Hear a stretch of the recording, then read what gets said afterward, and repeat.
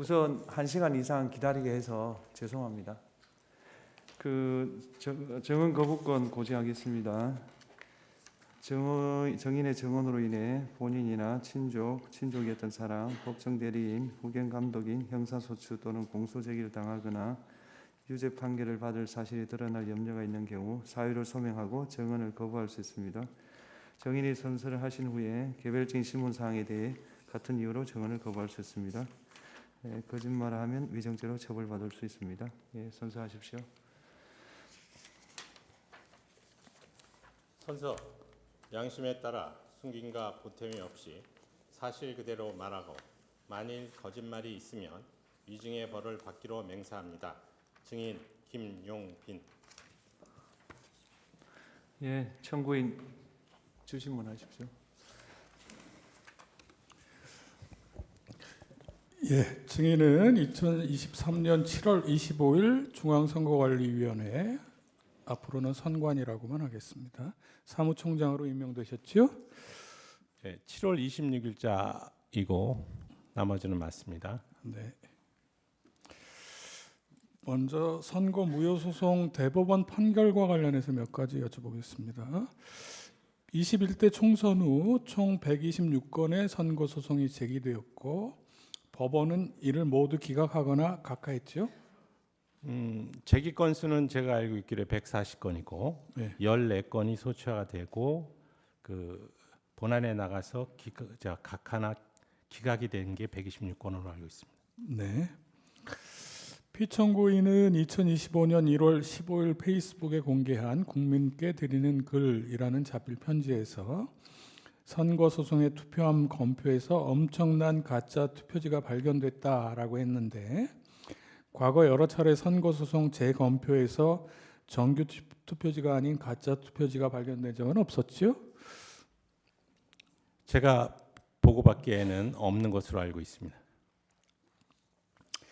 피청구인 측에서 가짜 투표지라고 주장하는 이른바 일장기 투표지, 또 빳빳한 투표지, 신권 투표지라고도 하던데, 그리고 배춧잎 투표지는 제21대 국회의원 선거 인천 연수구을 선거에 관한 소송 재검표 과정에서 나온 투표지인데 여기에 대해 대법원은 2020수 30 판결에서 상세한 이유 설명과 함께 해당 투표지가 별 문제 없거나 사소한 실수, 단순한 기계적 오류에 의한 것이어서 부정선거의 증거가 될 수 없다라고 판결했었지요.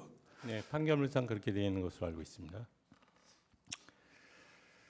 피청구인 측은 또 그 소송에 제출된 통합선거인 명부 4번에 선거인의 성명과 주소가 삭제되어 명부상의 투표자가 실제로 투표하였는지를 확인 검증하는 것이 불가능했다라는 주장도 하는데 당시 통합선거인 명부 4번에 선거인 성명 등이 표시되지 않은 것은 대법원의 문서 제출 명령에 따라 선거인 이름, 주소, 생년을 제외한 생일, 세대주 여부 등 투표자를 특정할 수 있는 개인정보를 제외하고 제출하였던 것이고 규칙 서식에 따라 투표구별로 선거인의 사전투표 여부를 기입해서 제출했으므로 제출된 내용만으로 사전투표자 수의 검증은 가능했던 것이었죠? 네, 그렇게 알고 있습니다. 네, 이번에는 세계기관 합동 보안 컨설팅 실시한 경위와 관련해서 몇 가지 여쭤보겠습니다. 선관위는 2023년 7월 3일부터 2023년 9월 22일까지 12주간 국정원, 한국인터넷진흥원과 3개 기관 합동으로 보안 컨설팅을 실시한 일이 있었죠? 네, 맞습니다. 이 컨설팅 기간을 선관위에서는 7월 3일부터 9월 22일까지 12주간이라고 하는데 국정원에서는 이 기간이 조금 다르게 얘기하기도 하던데 어떻게 된 건지 알고 계신 거예요? 7월 26일 취임 전 상황에 대해서는 정확하게 모르고요. 그래서 아마 준비 기간이 있었고 중간에 직접 검증하는 그런 기간이 있었을 것으로 생각이 됩니다. 그래서 그런 차이가 있지 않을까 싶습니다. 준비 기간을 포함시키느냐 네네. 이런 차이일 것으로 생각하신다는 말씀이시군요.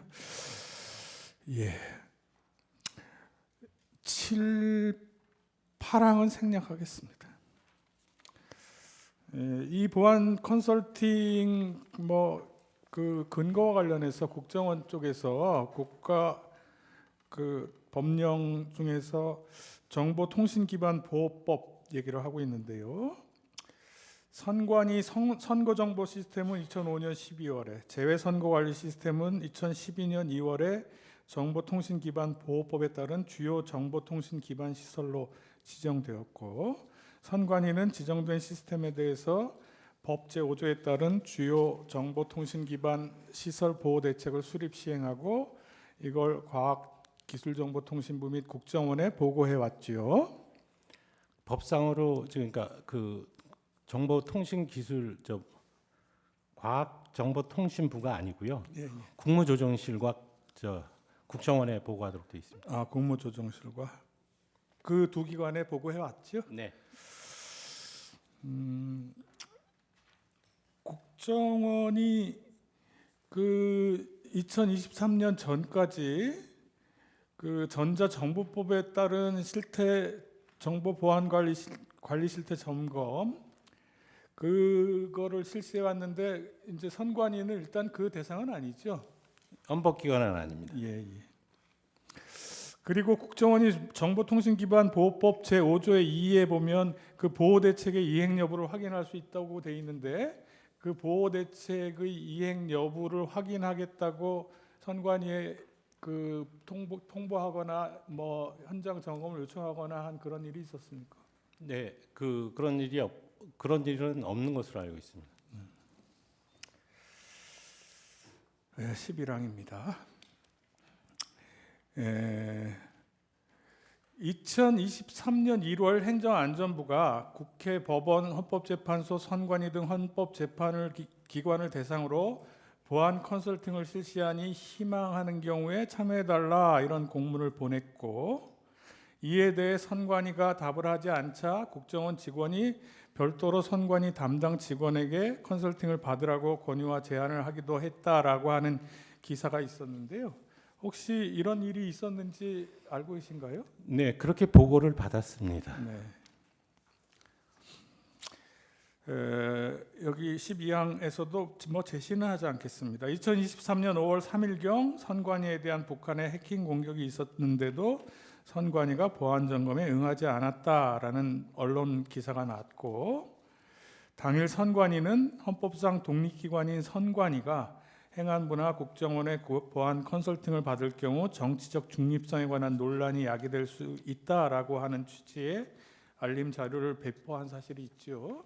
네, 그렇습니다. 그럼에도 불구하고 여당 국회의원들이 선관위를 비판하는 기자회견을 하고 연이어 선관위 간부 자녀들의 특혜 채용 의혹 등이 불거지면서 선관위에 대한 비판 여론이 커져서 2023년 5월 23일 선관위는 3개 기관 합동으로 보안 컨설팅을 하겠다 이런 발표를 했죠. 네, 그렇게 보고를 받았습니다. 네. 14항은 생략하겠습니다.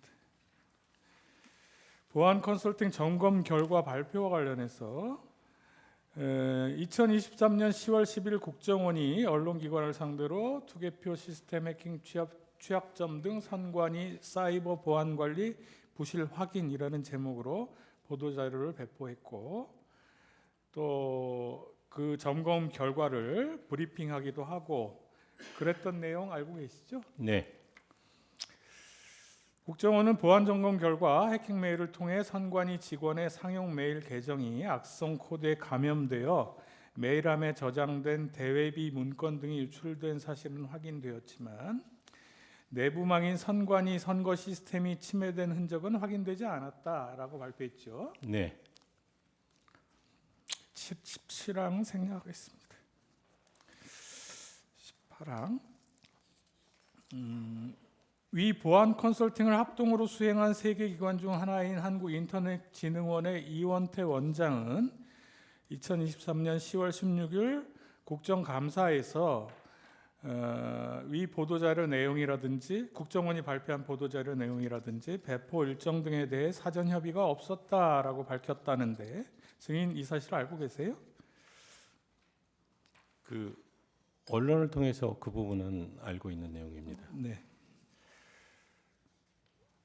국정원이 이 보도자료 내용이라든지 배포 일정 등에 대해서 선관위하고 사전 협의나 어떤 합의 과정을 거쳤습니까?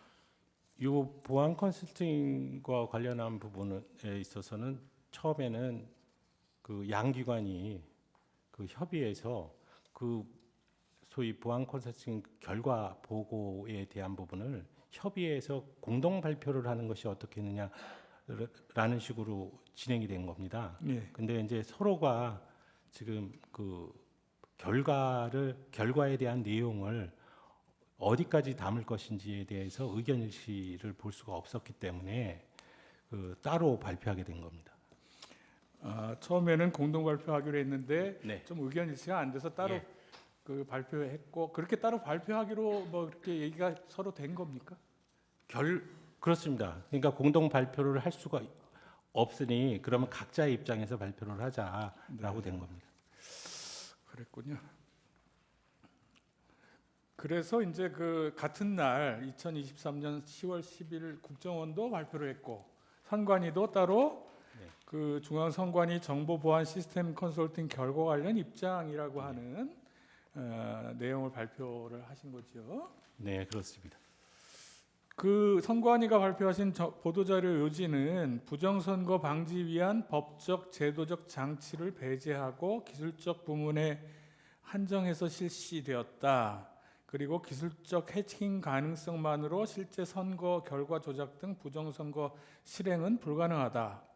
또 북한 해킹으로 인한 선거 시스템 침해 흔적은 발견되지 않았다. 시스템 접근, 제어, 통제 강화 등 모든 역량을 집중해서 보안을 강화할 것, 뭐 이런 내용들이었죠. 네, 그렇습니다. 이 보도자료에서 부정선거 방지를 위한 법적 제도적 장치라고 하는 것은 뭐 어떤 의미입니까? 기본적으로 저 공직선거법에 규정되어 있는 절차 규정을 의미하는 것이고요.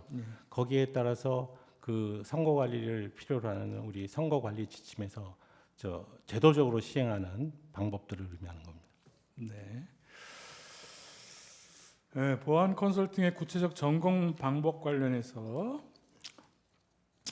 보안 컨설팅 당시에 선관위는 서버를 포함해서 보유 중인 모든 전산 장비 6,400여 대에 대한 접근 권한을 국정원에 부여하였고 국정원은 선거 시스템과 관련한 중요 전산 장비 위주로 범위와 대상을 310여 대로 선정해서 보안 점검이 실시됐지요. 네, 그렇습니다. 당시에 보안 점검 미실시 전산 장비는 선거 시스템과 관련이 적은 일선 선관위 직원들의 일상 업무 수행에 사용되는 PC 자원이 대부분이었습니까? 네, 개인 PC가 6천여 대 정도 네. 지금 그 서버, 그러니까 그 선거 서버와 같이 그게 점검 대상이 됐었던 겁니다. 그러니까 그 개인 PC가 거의 6천여 대인데 그 개인 네. PC보다는 이제 선거 시스템에 사용되는 그렇습니다. 서버 위주로 네. 점검이 됐다는 말씀이시죠. 그 피청구인 측에서는 이 점검 당시에 5%만 점검에 응하고 나머지 6,400여 대 나머지 95%는 뭐 불응했다 이런 얘기도 하는데 그런 적이 있습니까?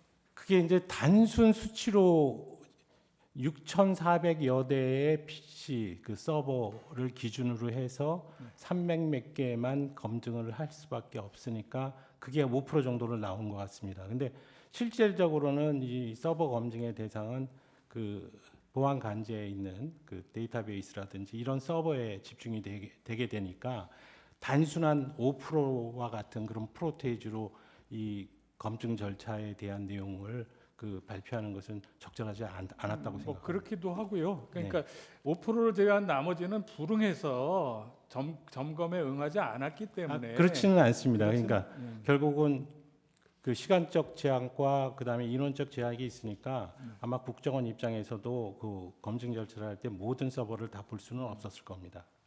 그러니까 국정원이 그 약 12주 동안 이제 하는 과정에서 시간적으로도 기간이 제한되어 네. 있었고 인원도 제한되어 있었으니까 뭐 310여 대밖에 못했겠지만 그게 선관위가 이거 말고 딴 거는 안 돼라고 했기 때문에 아니라, 그거만 네. 한 건 아니란 말이에요. 예, 국정원 쪽에서 자의적으로 선별해서 진행을 한 것으로 알고 있습니다. 네, 알겠습니다. 그리고 25항입니다. 보안 컨설팅 진행 과정에서 국정원이 처음 해킹 툴을 설치했을 때 선관위의 보안 관제 시스템이 탐지해서 자동으로 차단을 했고 국정원이 이렇게 해서는 시스템을 점검할 수 없다고 해서 선관위의 침입, 탐지, 차단 등 자체 보안 시스템을 일부 적용하지 않은 상태에서 모의 해킹이 진행되었다. 이렇게 선관위 보도자료에는 나와 있는데 이게 사실인가요? 네, 맞습니다.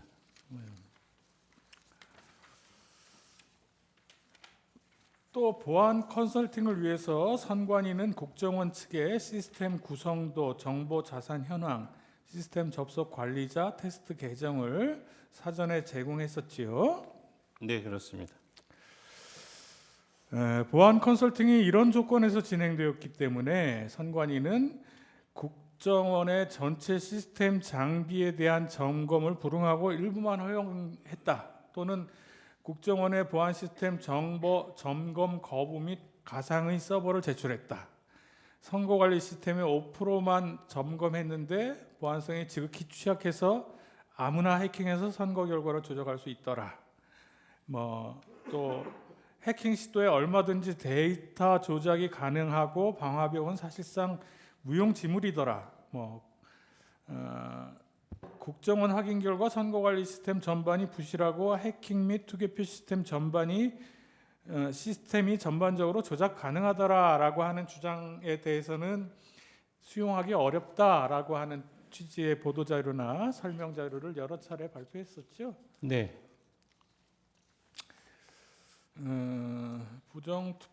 부정선거 주장에 관한 반박 관련해서 몇 가지 여쭤보겠습니다. 우리나라 투개표는 실물 투표와 공개 수작업 개표 방식으로 진행되고 정보 시스템과 기계 장치는 이걸 보조하는 수단으로 사용되죠. 네, 그렇습니다. 또 투개표 과정에서 수많은 사무원, 관계 공무원, 공공기관 직원, 참관인 등이 참여하고 있고 실물 투표지를 통해서 개표 결과를 검증할 수 있지요. 네, 그렇습니다. 그래서 보안 컨설팅 당시의 모의 해킹 환경, 즉 국정원 측이 요청한 시스템 구성도, 정보자산 현황, 시스템 접속 계정 등 시스템 정보 자료를 제공하고 또 효율적 점검을 위해서 침입 탐지 차단 시스템 등 위원회 자체 보안 시스템을 일부 적용하지 않은 상태에서 진행한 그 모의 해킹 환경에서 외부에서 내부 선거망으로 접속해서 투개표 데이터를 조작할 수 있었다 하더라도 현실적으로 투개표 데이터를 조작하는 건 거의 불가능하다 이렇게 생각되지요. 그러니까 실제 상황에서는 불가능할 거라고 생각합니다. 네. 해킹을 통해서 유권자 등록과 투표 여부를 관리하는 통합선거인 명부의 내용을 변경할 수 있다라고 보안점검 결과 발표에 나와 있는데 현실에서는 선거인 명부 데이터를 위변조하려면 사전에 서버 및 DB 접속 정보, 데이터 구조 이런 걸 확보하고 보안 관제 시스템을 불능 상태로 만들어야 할 뿐만 아니고 선거인 명부 작성 확정 관련 절차에 관계된 모든 사람과 기관, 지방자치단체 및 행정안전부, 왜냐하면 이 데이터가 서로 검증되고 교차되고 하니까요. 네. 그런 데들이 다 합심해서 그 조작에 관여해야만 가능한 거죠. 논리적으로는 그렇게 됩니다. 지금 그렇- 그러니까 선거인 명부 자체를 예. 선관위가 만드는 게 아니라 예. 지방자치단체장이 법상으로 확정시켜서 저희한테 자료를 주도록 돼 있어요.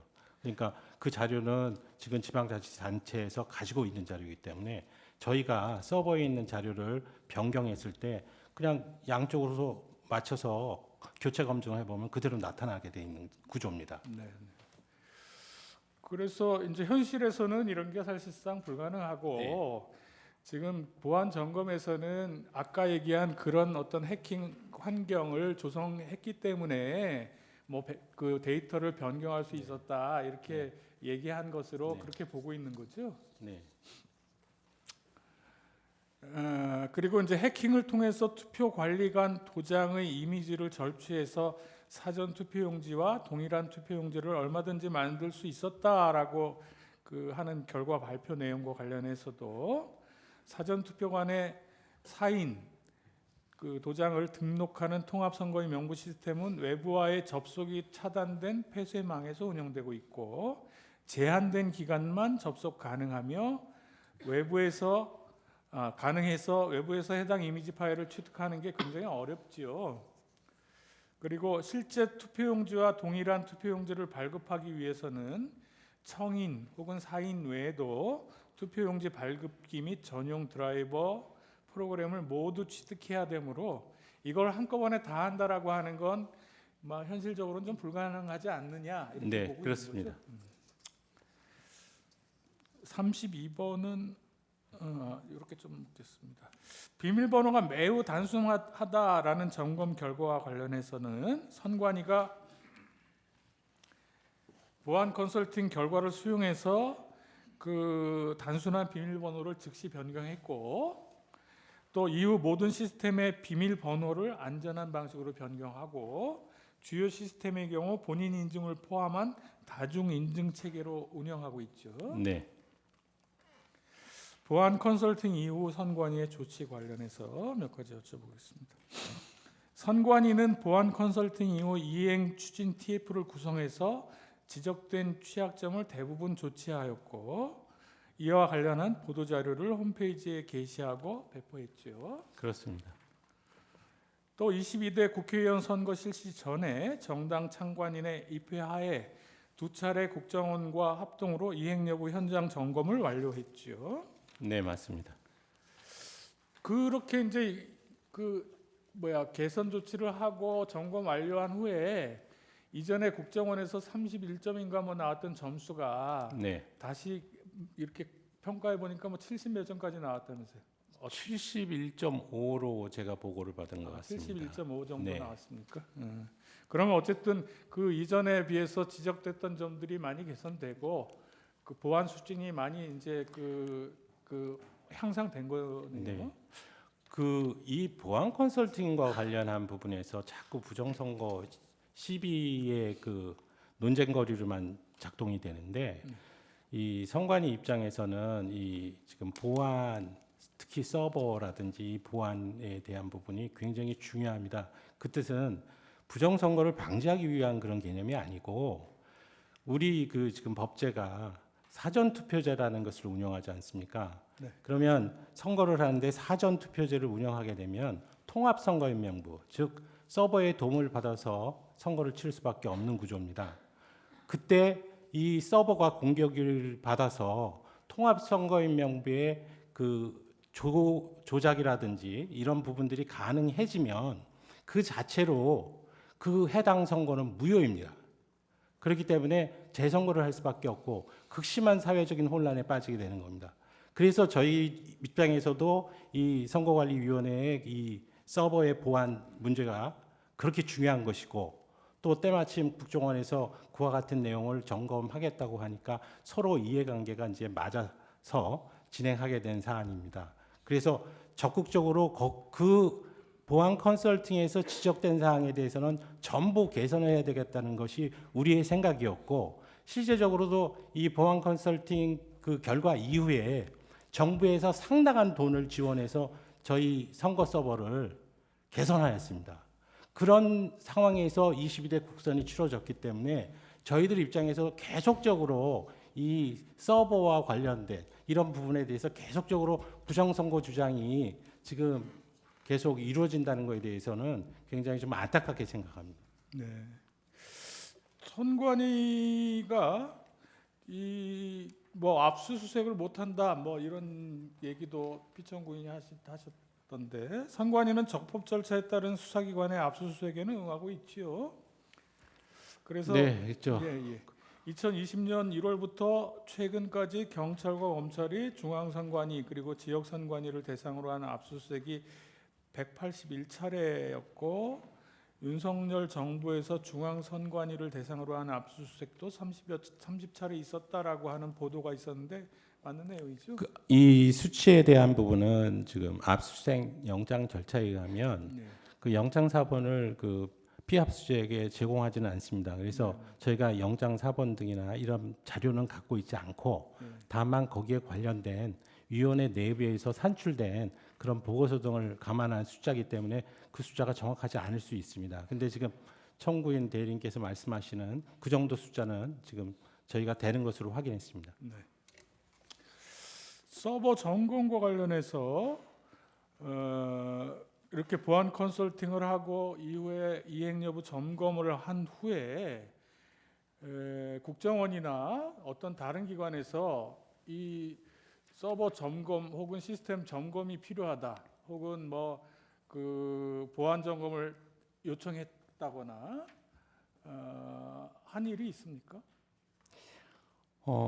그런 일은 없고요. 다만 지금 그 국정원이 2차에 걸쳐서 이행 점검을 했을 뿐만 아니라 저희들 입장에서도 지금 그 보안이 굉장히 중요하다고 아까 말씀드렸지 않습니까? 그래서 이 우리나라의 진짜 사개의 권위자들을 모시고 선거 시스템 보안 자문단까지 꾸려서 그분들로 하여금 한 번 더 내부적으로 검증을 받고 22대 국선을 치른 바 있습니다. 네. 예. 그러니까 뭐 선관위에서도 그 문제에 대해서는 관심이 많고 자체적으로도 네, 점검을 그렇습니다. 했지만 뭐 국정원이나 다른 외부 기관이 점검합시다 혹은 점검할 테니까 응해라 이런 요청을 네, 한 바는 없다는 거죠. 어떤 부분이 더 미진하다라는 얘기가 없었습니다. 네, 네. 기타 사항으로 증인은 2025년 1월 15일 윤석열 정부의 뭐 비상계엄 관련 국조특위에 참석해서 비상계엄 선포와 관련한 계엄군의 선관위 진입, 계엄군의 활동 및 점거 현황, 선관위의 조치 사항 등에 대해서 기관 보고한 일이 있었죠? 네, 그렇습니다.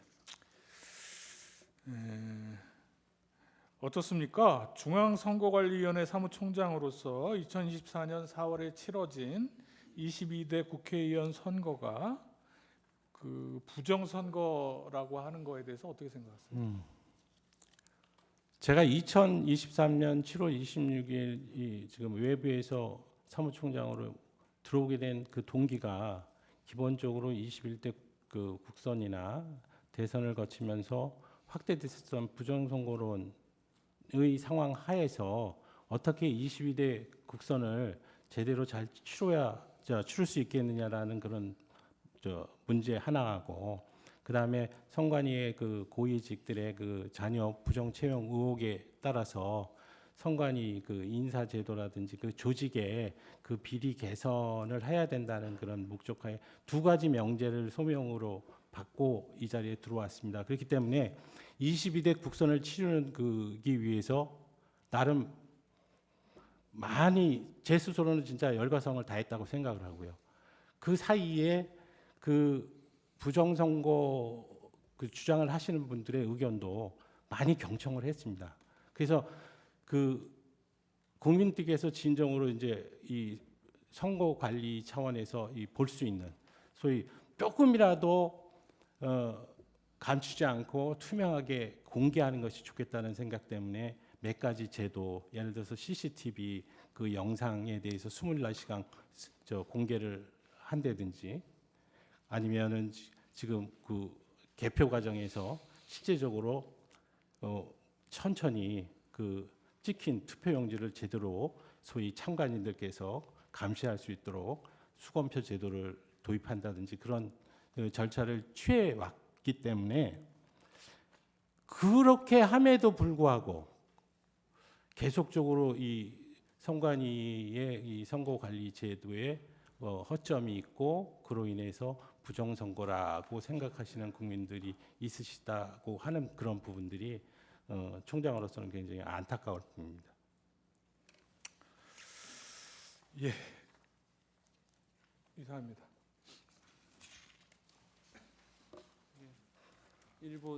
1분 남겨놓고요. 반대 신문하십시오. 오태호 변호사입니다. 총장님, 앞으로 증인이라 부르는 점 양해 부탁드립니다. 네, 파랑부터 여쭙겠습니다. 을 5호증의 1 좀 제시 부탁드립니다. 작년 5월 20일경 서울신문에서 총 16회에 걸쳐서 선관위 조직의 문제점을 비판하는 특집 기사를 연재했습니다. 보고 받으셨습니까? 복마전 선관이라고. 예. 화면이 안 혹시 떠가지고요. 복마전 선관이라는 제목 못 들어보셨어요? 뭐 그때 당시에 뭐 여러 가지가 있어가지고 네, 네, 네, 네. 그 신문 기사에 그런 식의 그 기사들은 많이 떴던 것으로 알고 있습니다. 네, 을 5호증의 1 조금 띄워주시면 좋겠습니다. 그 선관위는 2023년 5월부터 작년 4월까지 1년간 총 33회에 걸쳐서 해외 출장 및 연수를 진행했는데 선거 문화를 배운다며 몰디브와 코타키 나발루로 출장을 가기도 했죠. 네, 이런 지적을 받았던 것 같습니다. 서울과 인천, 전남, 충북, 대구, 경남, 경기 등 전국적으로 자녀 특혜 채용이 만연하였는데 경남 선관위에서는 평정표의 점수를 사후 조작해서 5명의 합격자 중에 1, 2 순위를 탈락시키고 청탁받은 간부 자녀를 합격시켰습니다. 이에 대해서 내부 고발이 한 건도 없었죠.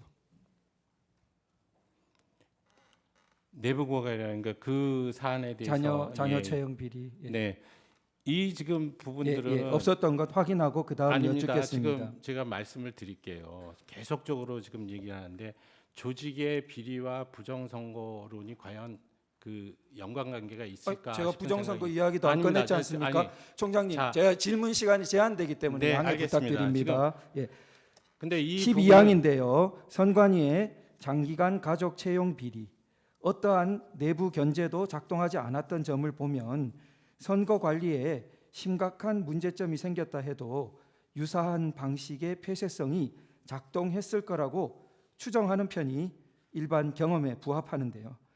선관위는 이런 채용 비리와는 달리 선거 관리에는 내부 감시와 견제가 잘 작동해 왔다는 입장일 텐데 혹시 그러면 채용 비리와는 달리 선거 관리에는 내부 감시와 견제, 내부 고발 이런 게 잘 이루어질 수 있다고 볼 별도의 제도적인 장치가 혹시 있습니까? 있습니까 지금 없습니까? 제도 기산이 다 됐습니다. 별도의 제도적인 네, 장치를 네, 마련하셨죠? 네, 네, 네, 그렇습니다. 총장님 취임 후에 네. 과거와 달리 변화하기 위해 많은 노력을 하고 계시죠?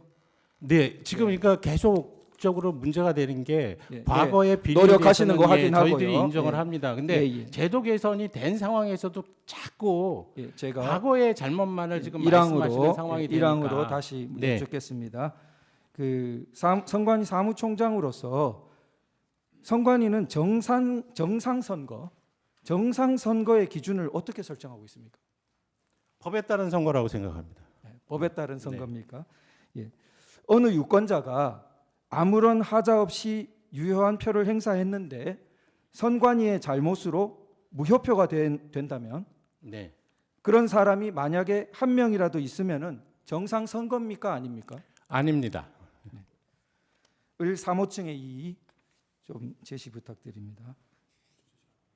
저기서 저 중앙에서 좀 제시 가능합니다. 예, 소위 그 일장기 투표 들어보셨지요? 예. 네, 투표 관리관 인형이 뭉개진 일장기 투표. 예, 그러면은 연수을 재검표를 통해서 인형이 뭉개진 투표지 294매가 새롭게 무효표로 판정받았습니다. 그러니까 재검표 이전에는 이거는 유효표로 카운트되어 있다가 적어도 숫자상 네, 재검표에서 무려 네, 294표가 갑자기 무효표가 되었습니다. 네, 만약에 이 표가 진정한 표라면은 이 표를 찍었던 유권자는 네. 애초에 자기 표는 유효한 권리로 행사된 줄 알았다가 어쩌면 자기도 모르는 새에 재검표에 자기 표는 무효표가 돼버린 겁니다. 정상 선거입니까? 그 선거 관리 부실 사례입니다. 지금 그러니까 이 선거 관리의 부실 사례 이렇게 해서는 안 되죠. 네. 예. 그래서 좋습니다. 그래서 선관위는 세간에서 이상 투표지로 거론되는 투표지들 모두가 소송에서 유효표로 판정되었기에 문제가 없는 표라고 자꾸 말합니다. 그런데 단적으로 지금 294표가 유효표로 계산됐다가 재검표에서 무효표로 바뀌어 버립니다. 그러면은 이렇게 선관위는 294장에 대해서는 적어도 수정된 입장을 좀 발표해야 되는 거 아닙니까? 지금 말씀드린 대로 지금 선거 관리 과정에서 하자가 있어서 이와 같이 정상적으로 소위 유권자의 그 투표지가 이와 같이 무효가 되는 사례는 종종 이제 발생할 수 있습니다. 네, 제가 예. 잠시 또 여쭙겠습니다. 이게 1974명이 한 투표소입니다. 송도 이동 네네. 제6투표소. 1974명의 투표소에서 갑자기 재검표에서 294명의 표가 무효표로 바뀌어버렸습니다. 15% 바뀌어버렸어요. 그러면 이런 사례를 들어보셨습니까? 잘못된 겁니다. 그러니까 근데 이런 문제는 사례를 뭐냐면 들어보신 적이 있냐고요. 자, 그러면 지금 부정선거를 하는데 이거 본투표지요. 제가 총장님 잘 아시겠지만 그러니까 이게 사전 제가 투표를 신문 시간이 공격하시는 있습니다. 건지 지금 제가 본투표를 질문하는 답을 조금 공격하시는 건지 부탁드리고요. 모르겠는데 예, 제가 무리스런 질문하지도 않지 않습니까? 이런 유사한 사례를 들어본 적이 있으시냐고요. 요 사례가 있지만 이렇게 네. 비슷한 다른 거는 없죠. 요 사례 들어보셨겠지만 네. 자 그리고 선관위는 이런 투표관이 인형이 인주 없이 찍으면 되는 만년 도장에 잉크가 새어 나와서 저렇게 뭉개진 투표자가 나왔다는 입장입니까? 대법원 판결이 그렇게 돼 있지 않습니까? 잉크가 새어 나왔습니까? 아니 이 부분에 대한 부분은 제가 직접 경험한 내용이 아닙니다. 아, 다만 예. 이 부분에 대해서는 대법원 판결에서 그렇게 설치를 했다라는 것 정도만 총장님은 알고 어떻게 있습니다. 된지 잘 모르시고요? 네. 네, 알겠습니다. 자, 을 157호증인데요. 자, 저 문제되는 투표소의 투표관리관, 그러니까 1974명이 당일에 투표하는 그 투표소의 투표관리관은 법정의 증인으로 나와서 선서를 하고 자신은 저렇게 생긴 투표지를 보지 못했고 나란히 앉아서 날인을 담당했던 투표사무원 두 사람 중에 한 사람도 자기랑 통화를 했는데 그런 투표지를 보지 못했다고 말했다고 법정 증언을 했습니다. 이런 사실 보고 받으신 적 있습니까? 그 내용에 대해서는 보고 정확하게 받으신 적이 있습니까? 이런 보고 사실 못 증언. 받았습니다. 지금 내용은 뭐냐면 증언 사실을 보고 받으신 적 있냐고요. 증언 예, 이 대법원 판결 그러니까 대법원 증언 사실을 보고 받으신 적 있죠. 간단한 질문 예. 아닙니까? 못 받았습니다. 네, 알겠습니다. 자, 그런데 선관위는 투표관리관이 증언한 투표관리관이 그 사람이 문제되는 투표지를 보지 못했을 뿐이라고 주장합니다. 그런데 자, 그때 선관위는 만년 도장을 스탬프에 찍는다고 그때는 주장했습니다. 요즘은 어디선가 잉크가 새어나왔다는 또 다른 주장도 들리던데 그때는 만년 도장은 그냥 이렇게 찍으면 찍히는 도장 아닙니까? 네. 그런데 그거를 굳이 스탬프에다 찍었기 때문에 저렇게 뭉개져 버렸다는 겁니다. 네. 그 주장이 선관위의 주장이었습니다. 그런데 자, 찍은 사람이 있지 않겠습니까? 특히 투표 사무원 두 사람이 앉아가지고 내가 만년 도장을 그럼 스탬프에 찍는 실수를 사실은 한 글자도 전혀 안 보이는 것만 무효로 했고 뭉개진 자체는 천장 약 반이 나왔습니다. 반. 그러면은 두 장에 한 장꼴로 자 스탬프에 찍어가 뭉개진 도장 찍고 어떤 때는 정상 도장 찍고 두 사람이 앉아가지고 그러면은 그렇게 했다는 그런 당사자 투표 사무원 진술서가 제출된 적이 없습니다. 이런 진술서 있다는 얘기 못 들어보셨죠? 그 대법원 들어보셨습니까? 소송 못 기록에 들어보셨- 대해서는 제가 보지를 못했어요. 예, 지금 알겠습니다. 말씀하시는 내용이 예. 대법원 소송 과정에서 일어난 일에 대해서 지금 저한테 물어보시는 네. 거거든요. 알겠습니다. 예. 그래서 결국은 선관위의 신뢰와 이게 관계되어서 7번을 조금 변형해 묻겠는데요. 이게 국민적 의혹이 너무 커졌습니다. 뭐 1억 원 현상 광고를 해도 그런 사람이 안 나타나고. 자, 그런데 자, 이게 지금 이렇게 문제가 되어서 우리 헌법재판소에서 그 사람들 투표관리관 두 사람의 투표 사무원 그다음에 더 정확히 하자면 그 당시에 있던 참관인들 불러서 교차 증언을 들어보면 명백하게 가려지지 않겠는가 하려고 했는데 송달 장소 주소를 모르겠다 선관위 협조도 없다 이렇습니다.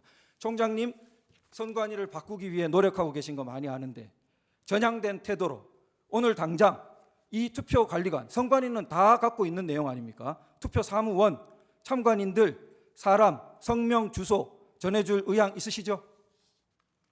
지금 21대 국회의원 선거와 관련해서는 임기 만료가 된 상황입니다. 그래서 그 자료가 지금 있는지 없는지는 제가 잘 모르겠는데 그 부분에 대해서 제가 협조를 할 필요가 있다면 뭐 협조해드릴 그 의사도 있습니다. 네, 4년 전 자료는 당연히 있을 거라고 생각되고요. 예, 그 부분 총장님 그 당연히 이렇게 그 성명 근데 주소 대법원 협조에 선고 과정에서 그분 나와서 뭐 증언했다는 거 아니에요? 투표 관리관만 했습니다. 예. 그랬더니 그 사람 혼자 못 봤을 수 있다고 그렇게 결론 내렸다는 겁니다. 그러면 누구를 또 더 하시겠다는 직접 겁니까? 찍는 라인에 있던 두 사람 그리고 그 사람도 부족하다면 그 근처에 있던 참관인들 그러면 그러면 확실하게 지금 투표 관리관이 안 찍고 다른 사람이 찍었다는 것을 전제로 하시는 거잖아요. 투표 사무원이 찍죠. 보통 그러니까 투표 사무원이 두 사람이. 찍었다는 걸 전제로 하시는 거잖아요. 보통 그러면 그 투표 사무원이 누군지를 우리가 알아서 특정해 달라는 건가요? 다 등록돼 있습니다. 예, 그 알겠습니다. 투표소가 특정돼 있기 때문에요. 날짜와 투표소가 좋습니다. 18항인데요. 자, 그 주신문 2항, 3항, 38항 관련입니다. 자, 투표소마다 투표록이 비치되지 않습니까? 네. 투표록에 이제 특기 사항을 기재하는 란도 있고요. 그 기재되는 특기 사항을 보면은 뭐 투표 관리관 사인, 날인, 누락 사항 등 해가지고 이렇게 부동 문자로 딱 찍혀 있지 않습니까? 그러면 이제 선거관리상 특기 사항을 쓰는 이유는 만약에 특기 사항이 생겼는데 이걸 안 써놓으면 개표 시에 이거 무효표 아니냐 이렇게 헷갈리지 말라고 예를 들어 날인 누락 투표지가 나오더라도 여기 써놓으면 그 무효표로 하지 마라 이런 취지 아니겠습니까? 여러 가지 투표소에서 일어난 일에 대해서 쓰는 것으로 알고 있습니다. 예. 을 159호증 24면인데요. 이제 파주을 재검표 검증 조서 중 일부분입니다. 자, 그런데 2020년 4월 15일 파주시 금촌 이동 제2투표소 투표록에 좀 제시해 주시면 좋겠습니다. 을 159호증 159의 그 24면입니다. 23, 24. 자, 그러면은 그 투표록에 어떻게 딱 정자로 손글씨로 기재되어 있냐면 오전 09시 30분 때에 약 20장의 투표 용지가 투표관리관 도장 날인 없이 선거인에게 교부됨. 자, 이제 투표관리관 날인 없이 그 다음 페이지입니다. 저런 투표록의 그 다음 특기사항을 보면 저렇게 손글씨로 또박또박 아주 글씨가 정자입니다. 그렇게 기재되어 있습니다. 저 글씨 보통 누가 씁니까? 특기사항에? 투표관리관이 쓰도록 그렇죠. 돼 있을 투표관리관이죠. 겁니다. 네. 자, 그러면은 그 밑에 보면은 국회의원 선거투표 1년 번호지 한 건에 대하여 절취하지 못함. 특기사항이 두 개 있었습니다. 네. 약 20장은 도장 찍지 못하고 나가버려 가지고 투표함에 들어가 버렸고 하나는 1년 번호지를 절취하지 못하고 가버렸습니다. 자, 그래서 무효표 하지 마라고 이렇게 써놨습니다.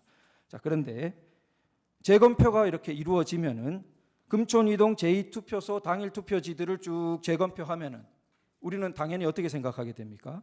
투표관리관 도장이 없는 약 20장의 투표지와 미절취된 투표지 한 장이 나와야죠. 그런데 을 159호증 요건 이제 제시 안 하셔도 됩니다. 을 159호증 검증 조서 중 신면에 보시면은 안 나왔다는 겁니다. 안 나왔어요. 검증 조서상에 그게 안 나왔다는 게 확인돼요. 다른 동네에는 투표록에 그 기재가 없는데 나온 것이 기재되어 있기 때문에 못 보는 게 아닙니다. 못 찾는 게 아니에요. 아주 많은 사람이 일반 개표 때보다 더 많은 인원이 진짜 더 수개표로 하면서 찾습니다. 그런데 거기서 안 나왔어요. 어디 갔습니까? 안 나왔어요. 자, 그러면은 금촌 이동 제2투표소가 재검표 때 나온 게 진정한 투표지라면은 당연히 저 투표록에 기재된 관인 없는 날인 없는 투표지 약 20장 1년 번호 미절치 투표지 한 장이 나와야 되는데 안 나오니까 그러면은 심지어 어떤 기사 보도까지 있냐 하면은 저 재검표 날에 오전 일찍 아침 일찍 선관위가 위조 투표함을 막 들여보내는 정황을 법원 경위가 보고 자기들끼리 담배를 피면서 이야기하는 것을 녹취했다는 보도 정황까지 있습니다. 들어보신 적은 없죠, 총장님이? 혹시 있습니까? 지금 그게 그 대법원 소송 중에 그랬다는 겁니까? 소송으로 다루어졌던 사건 중에 하나입니다. 그러니까 물론 판결문만 지금 보시면 이런 그러니까 이야기는 위조 저기 투표지가 네. 대법원 소송 중에 들어갔다는 얘기예요? 자, 이런 재검표를 해보니까 투표록에 저렇게 기재되어 있는데 재검표장에 나타난 투표지에는 저런 특기사항 투표지가 없더라는 겁니다. 그런데 판결문만 보시면 모르는 게 이런 말하기 곤란한 사항은 판결문에 아예 쓰지도 않습니다. 그러니까 판결문만 보시면은 이런 문제가 있다는 자체를 인식할 수 없게 되어 있습니다. 물론 원고의 준비 서면이나 모든 그 당시에 유튜브나 다 주장하던 것들은 남아 있습니다. 역사에서 지울 수는 없습니다. 자, 그래서 이런 것들 때문에 국민들은 의혹을 가질 수밖에 없고 밥도 잘 안 넘어가고 잠도 잘 안 오고 미치겠다는 겁니다. 그러면은 총장님, 역시 총장님 오셔서 전향적인 태도에 대해서 너무 치아드리고 다시 한번 전향적인 태도로 이 투표 관리관 그리고 그 투표 사무원 당시 참관인들 선관위가 명단, 주소, 성명 다 갖고 있습니다. 전향적으로 제출해 주시면 우리가 증인 신청할 수 있습니다. 하시겠죠? 제출해 주시겠죠? 그러니까 이 선관위가 그렇게 해야 될 그 이유가 있는지는 모르겠어요. 지금 말씀드리는 내용은 자 제가 말씀드릴게요.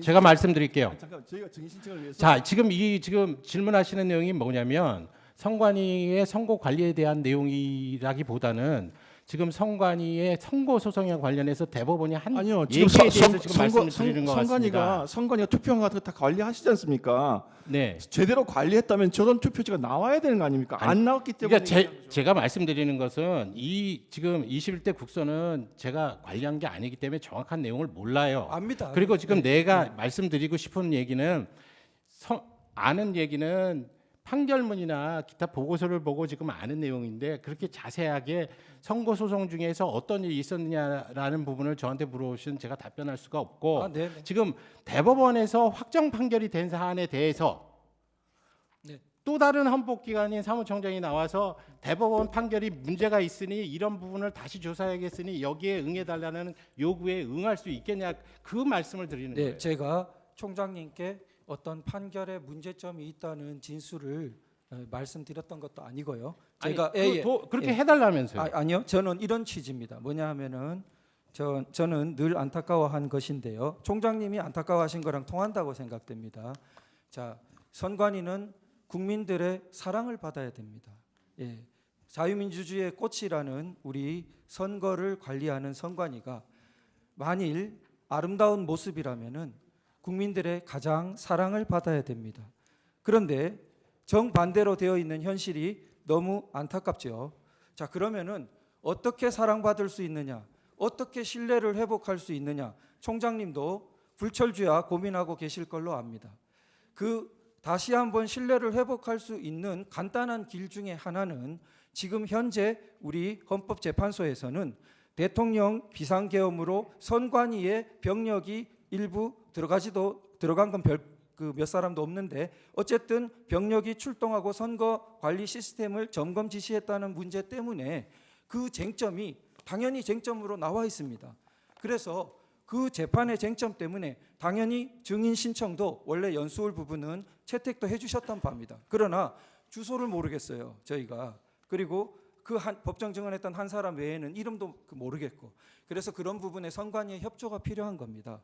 그러면은 만약에 보십시오, 이런 협조가 안 된다면은 국민들이 선관위를 믿겠습니까? 사랑하겠습니까? 그런 취지에서 말씀드린 겁니다. 다시 제 본연의 신문으로 넘어가겠습니다. 36항입니다. 주신문 2항 내지 5항 관련인데요. 선관위는 선거 소송에서 종이 감정 결과 문제가 없다는 입장을 유지하고 계시죠. 예. 그런데 연수울 선거 소송에 보면 본드풀이 떡칠된 투표지가 있는데 이런 걸 원고가 감정을 요구하니까 감정 대상으로 안 받아줬습니다. 이런 사실은 모르시죠? 예.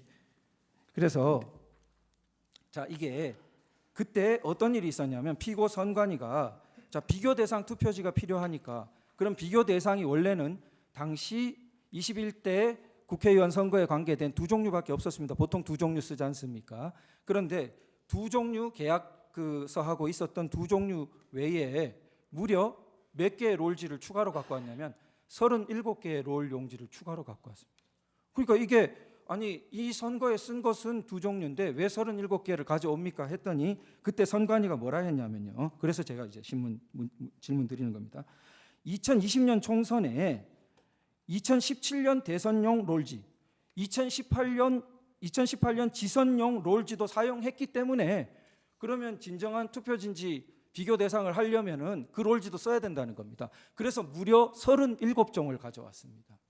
자, 그러면은 총장님, 지역 선관위에서 자, 작년에 총선이 있었습니다. 국회의원 선거. 그 롤지 남겨두고 있다가 다음에 선거 다시 치러지면은 지방선거에 다시 그 용지 씁니까? 씁니다.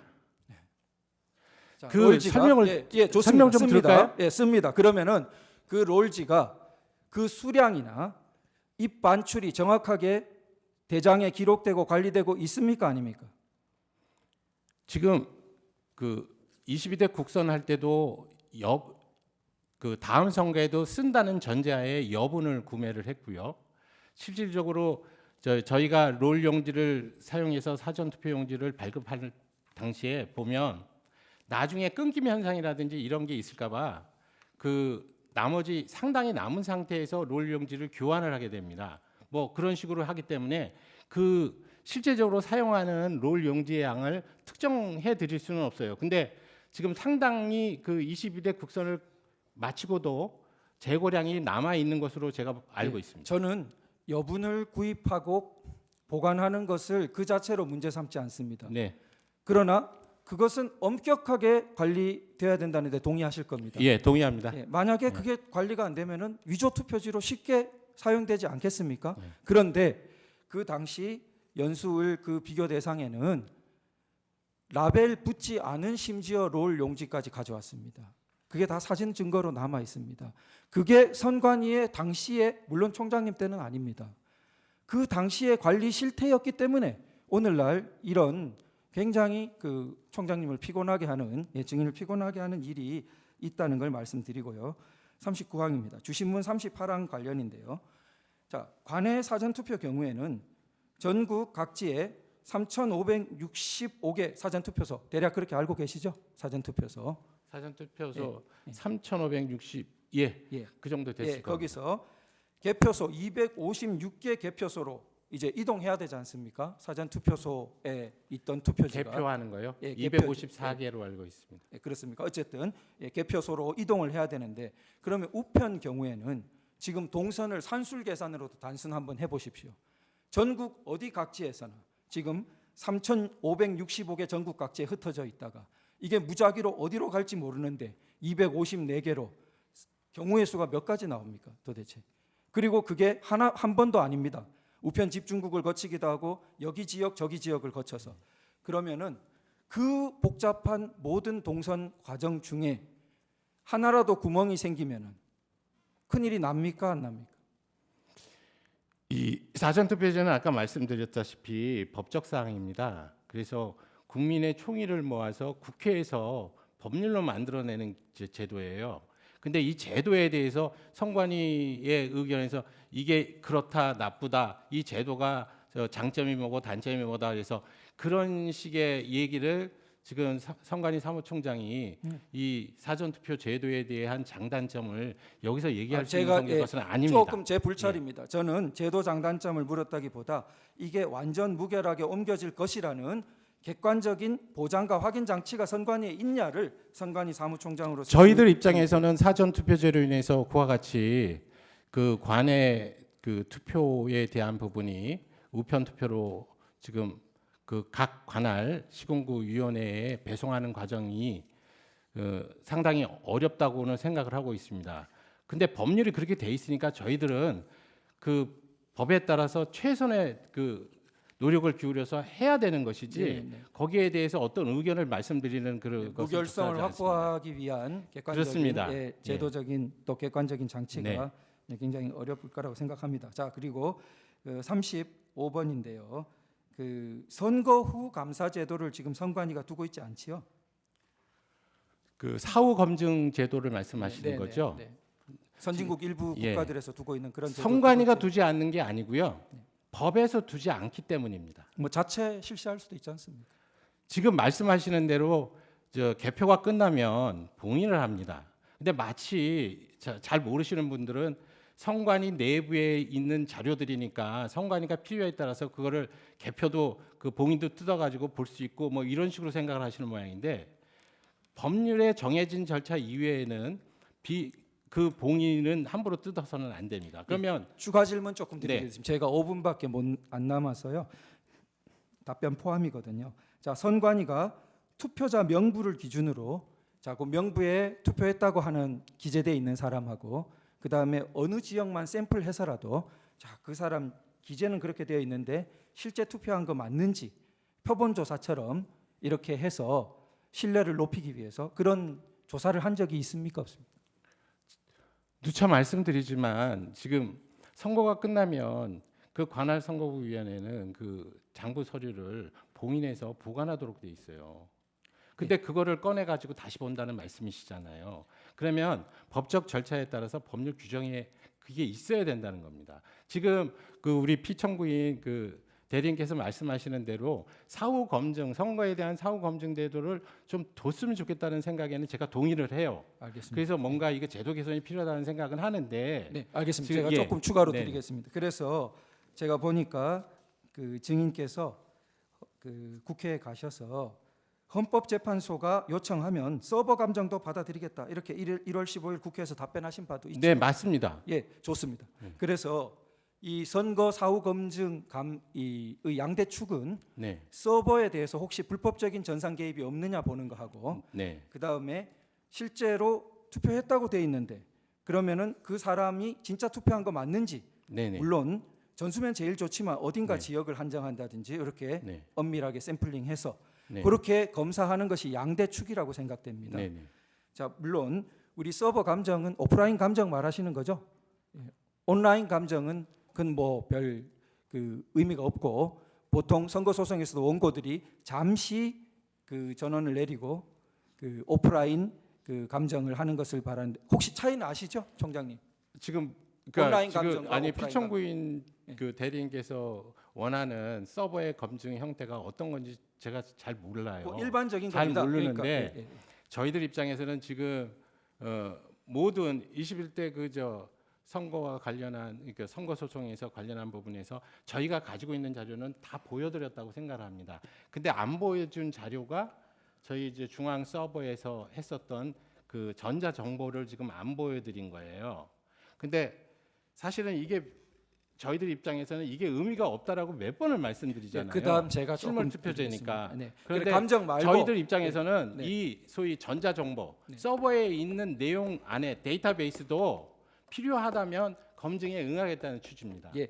그리고 그러면은 양대 축인 자 실제 투표자 수 검증 아주 국한된 샘플링을 해서 말이죠. 거기에 대해서도 전향적인 응하겠다 이런 의사가 있으시다는 거잖아요.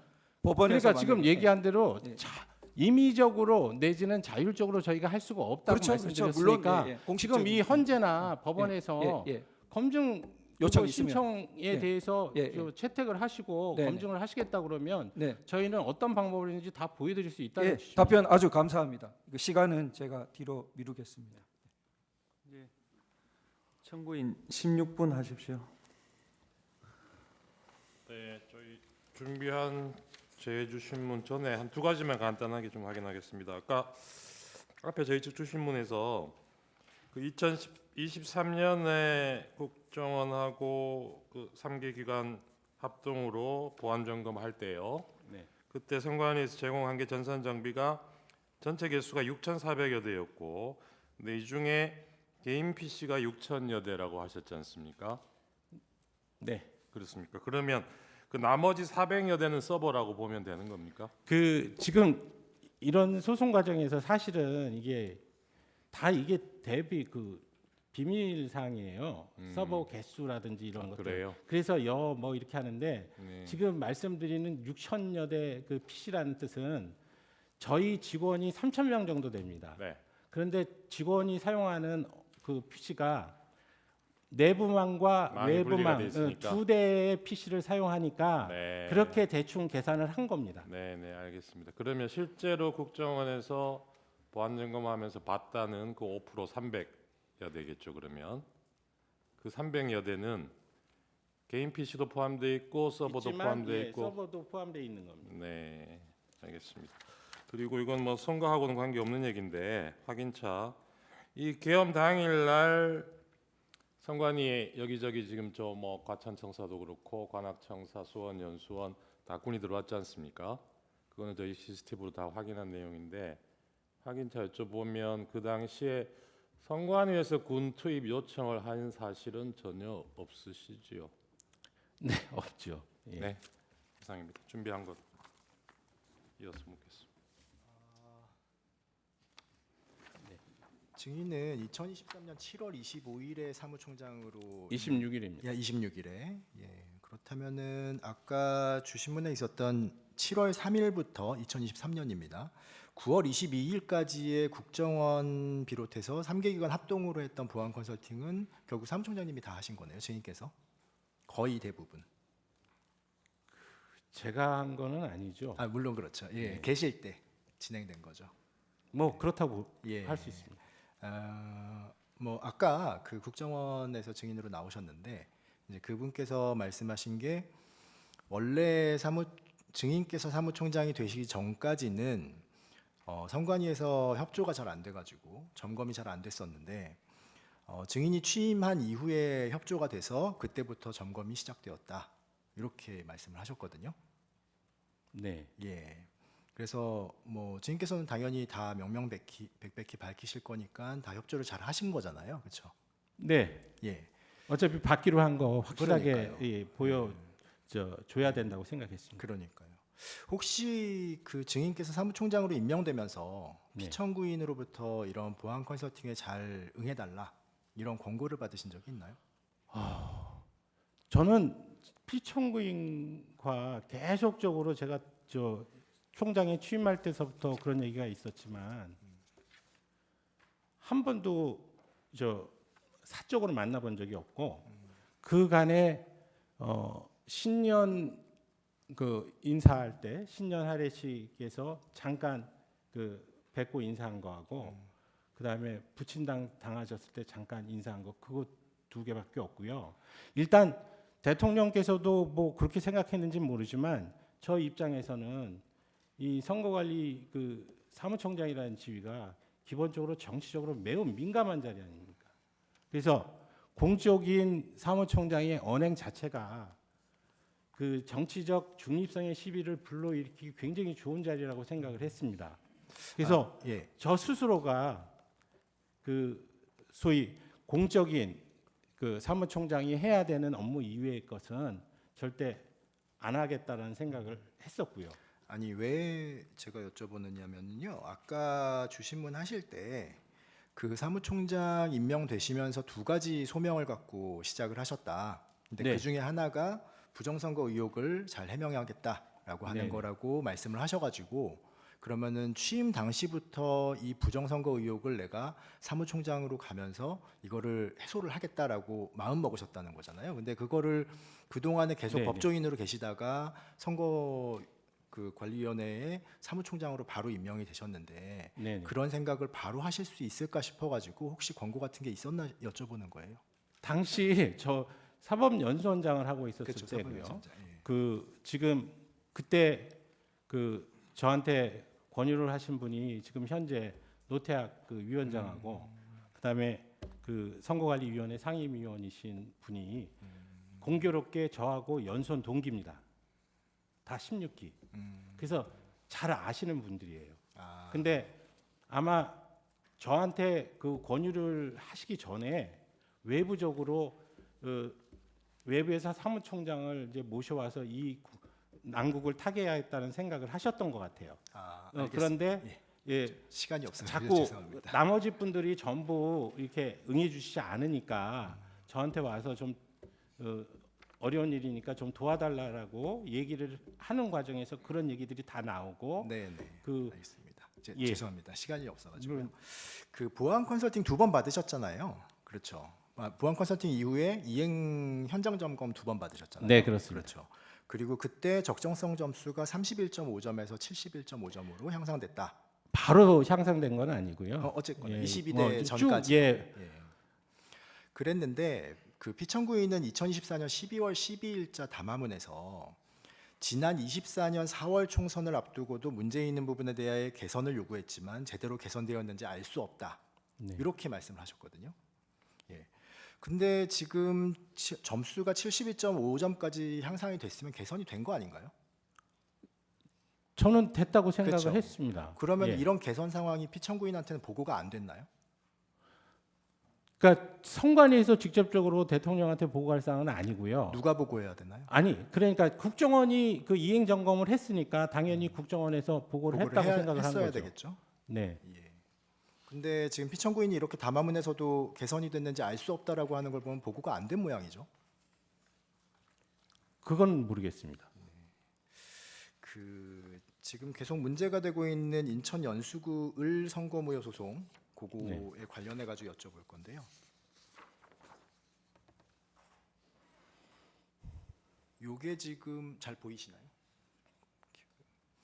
요게 지금 그 선거무효 소송에서 원고 즉 민경욱 의원 전 의원 쪽에서 주장하신 내용을 간략하게 지금 요약을 해 본 겁니다.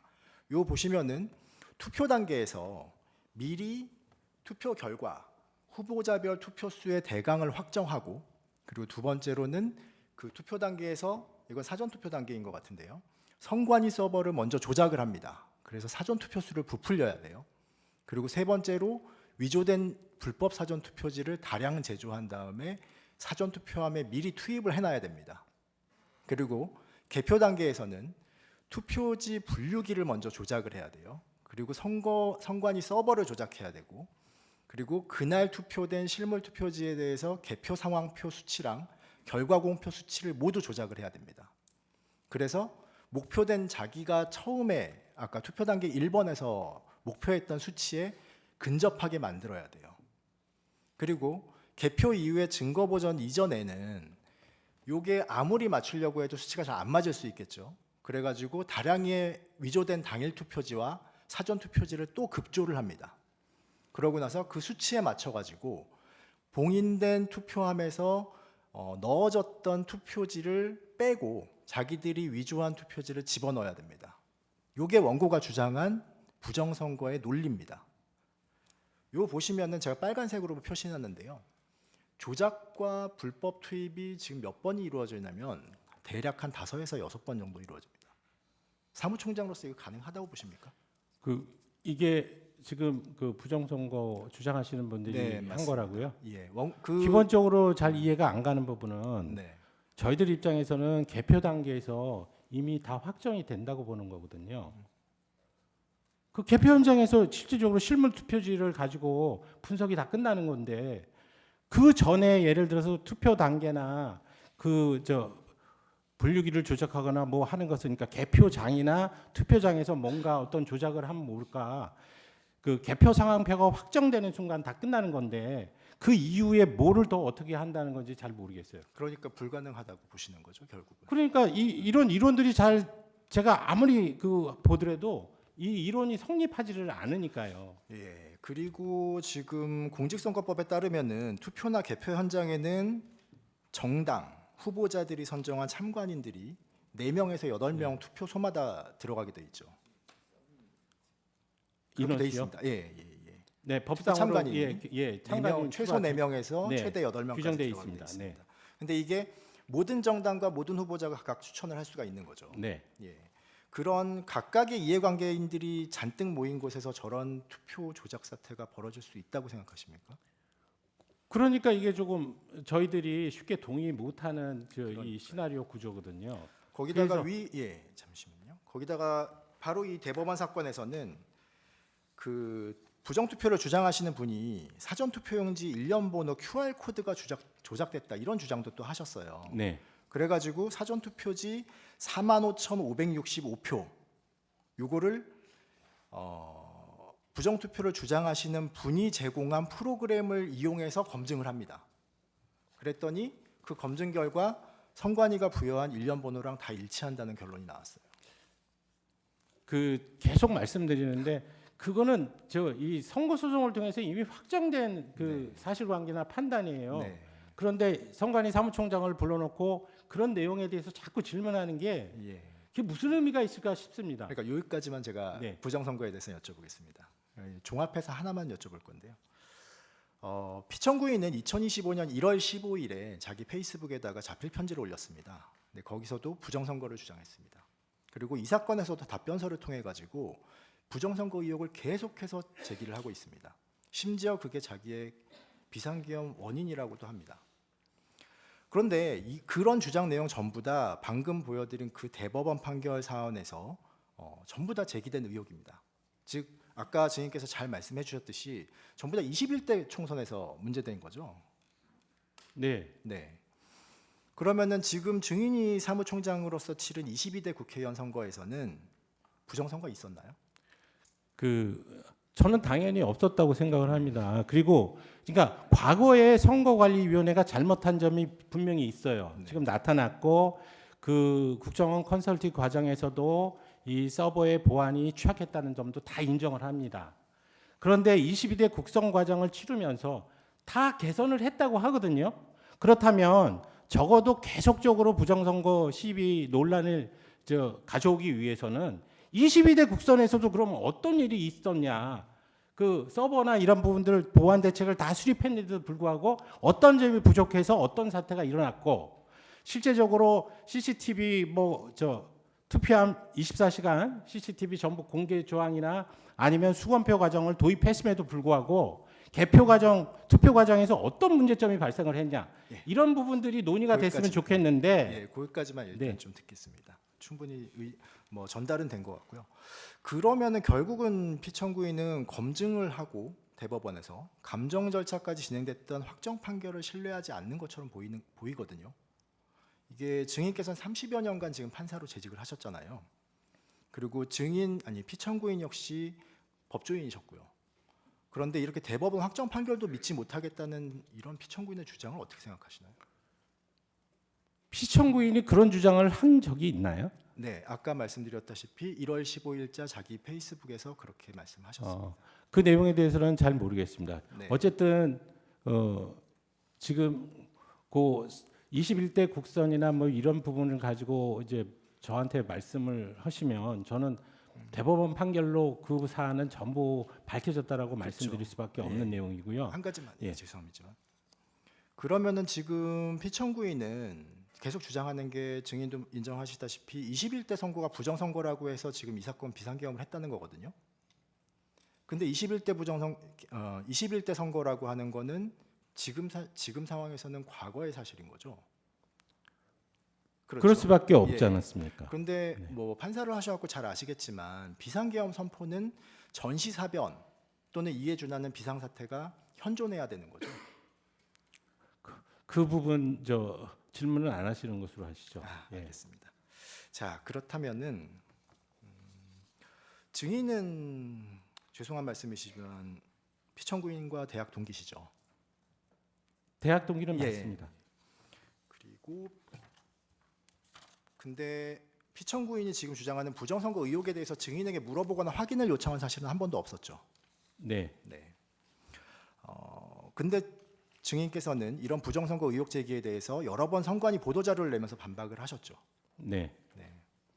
그런데도 지금 피청구인이 계속 부정선거를 주장하는 것은 결국 선관위 설명도 못 믿겠다는 거죠.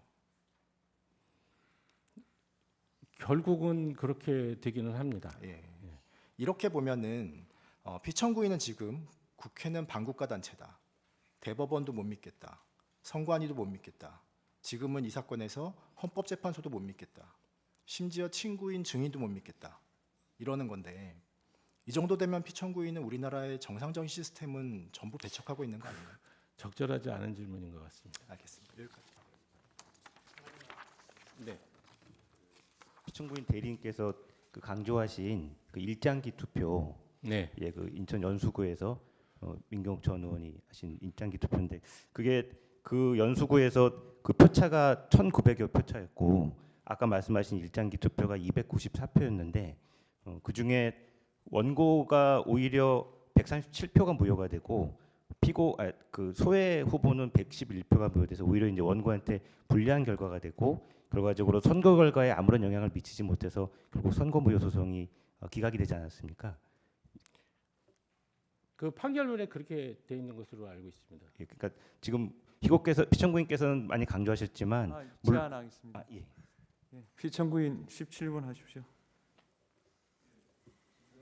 증인 신문하기에 앞서서 소추인 쪽에서 지금 피청구인 우리 대통령께서 하시는 그 말을 약간 오해를 하셔가지고 그 전제하에서 지금 우리 증인께 신문하셨는데 대통령께서 주장하신 것은 부정선거가 자행되었다고 단정하는 게 아닙니다. 국민들 사이에 선거 제도를 신뢰하지 못하고 끊임없이 논쟁이 제기되고 있기 때문에 그 시스템을 점검해서 선거 제도의 신뢰성을 회복해야 할 필요가 있다. 그러지 아니하면 이게 계속될 수밖에 없기 때문에 그런 시각에서 말씀을 하신 거고 지적을 한 겁니다. 제 만내 신문을 하기에 앞서서 몇 가지만 주시면 상황 관련해서 물어보겠습니다. 증인 그 법관으로서 오래 재직하셨으니까 뭐 공직자로서의 자세라든지 이것도 다 잘 아시는 분이고 그 법원에서 하는 판례 중에서 의료 소송이나 공예 소송 같은 경우에 입증 책임이 좀 바뀌어져 있는 거 잘 아시죠? 네. 그게 왜 그렇게 입증 책임을 바꿉니까? 증거의 편제 현상을 해소하기 위한 것입니다. 그렇죠. 근데 지금 대법원에서 그 지금 증인 말씀에 의하면은 126건이 다 이제 선관위에서 승소했다고 말씀하셨는데 실제 재검표가 이루어진 건 몇 건인지 혹시 아십니까? 정확하게 모릅니다. 모릅니까? 제가 듣기로 한 5건만 재검표를 했다고 들었습니다. 그 다음에 그 판결문을 보면 결론 부분에 원고가 주장하는 그런 방법으로 과연 부정선거가 자행되었는지 안 했는지 원고가 7건이라고 합니다. 예. 7건만 재검표가 됐습니다.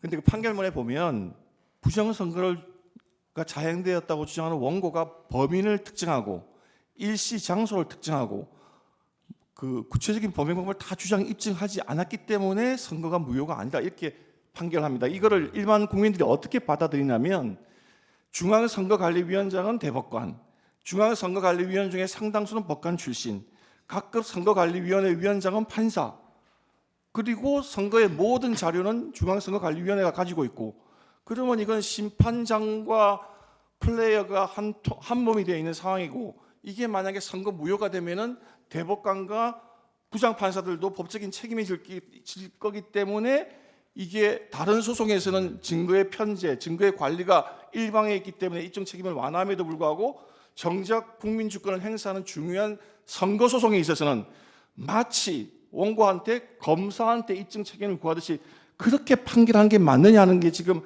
일반 국민 사이에 널리 퍼져가는 감정입니다. 그렇기 때문에 그 신뢰도를 회복하기 위해서 대통령께서 이게 부정선거가 아니다 단정하는 게 아니라 그렇기 때문에 어떤 좀 더 확실한 절차를 통해서 선관위가 협조를 하든지 어떻게 해서 그 모든 의혹을 해소하는 게 필요하다는 시각에서 접근하셨다. 그걸 말씀을 드리고 그다음 증인 신문 들어가겠습니다. 예. 증인 그 주신문 12항과 관련해서 이렇게 말씀을 하셨습니다. 중앙선관위는 헌법기관이기 때문에 국정원의 보안 점검을 받으면 헌법기관의 독립성과 정치적 중립성에 대한 논란을 야기할 수 있다 이렇게 말씀하시는데 국정원의 보안 점검 결과를 저희가 한번 열람을 해보니까 그 비밀 자료에서 열람을 했습니다.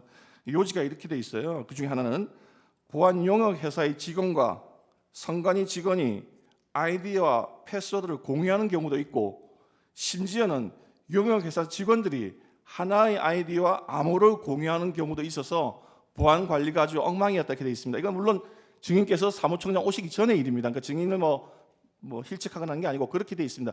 이렇게 돼 있는 게 이런 걸 보안 점검을 했기 때문에 이런 게 나오는 건데 이게 정치적인 중립성하고 무슨 관계가 있습니까? 네. 그 자체 지금 국정원 자체가 저희 헌법기관에 대해서 보안 감사를 할 수 있느냐 없느냐의 문제입니다. 헌법적인 문제가. 증인 그거는 스스로가 헌법기관으로서 이 정보 시스템을 철저하게 관리를 한 상태에서 말씀하셔야지 헌법기관이라는 걸 내세워서 다른 행정기관이나 이런 데서는 그렇게 생각하시면 안 되죠. 아니 왜냐하면 그러면 법률적으로 그러면 저 정보통신 그 기반 보호법 물론 보면 법 규정에 그렇게 돼 있다는 건 아는데 지금 굉장히 이게 무슨 아니, 문제냐면 잠깐만 국가정보원의 그 장은 간단하게 해서 지금 보안감사 대상 말고 개인 정보가 담긴 그러니까 그 정보통신 시설에 대해서 기술적 지원을 하여서는 아니 된다는 조문도 있어요.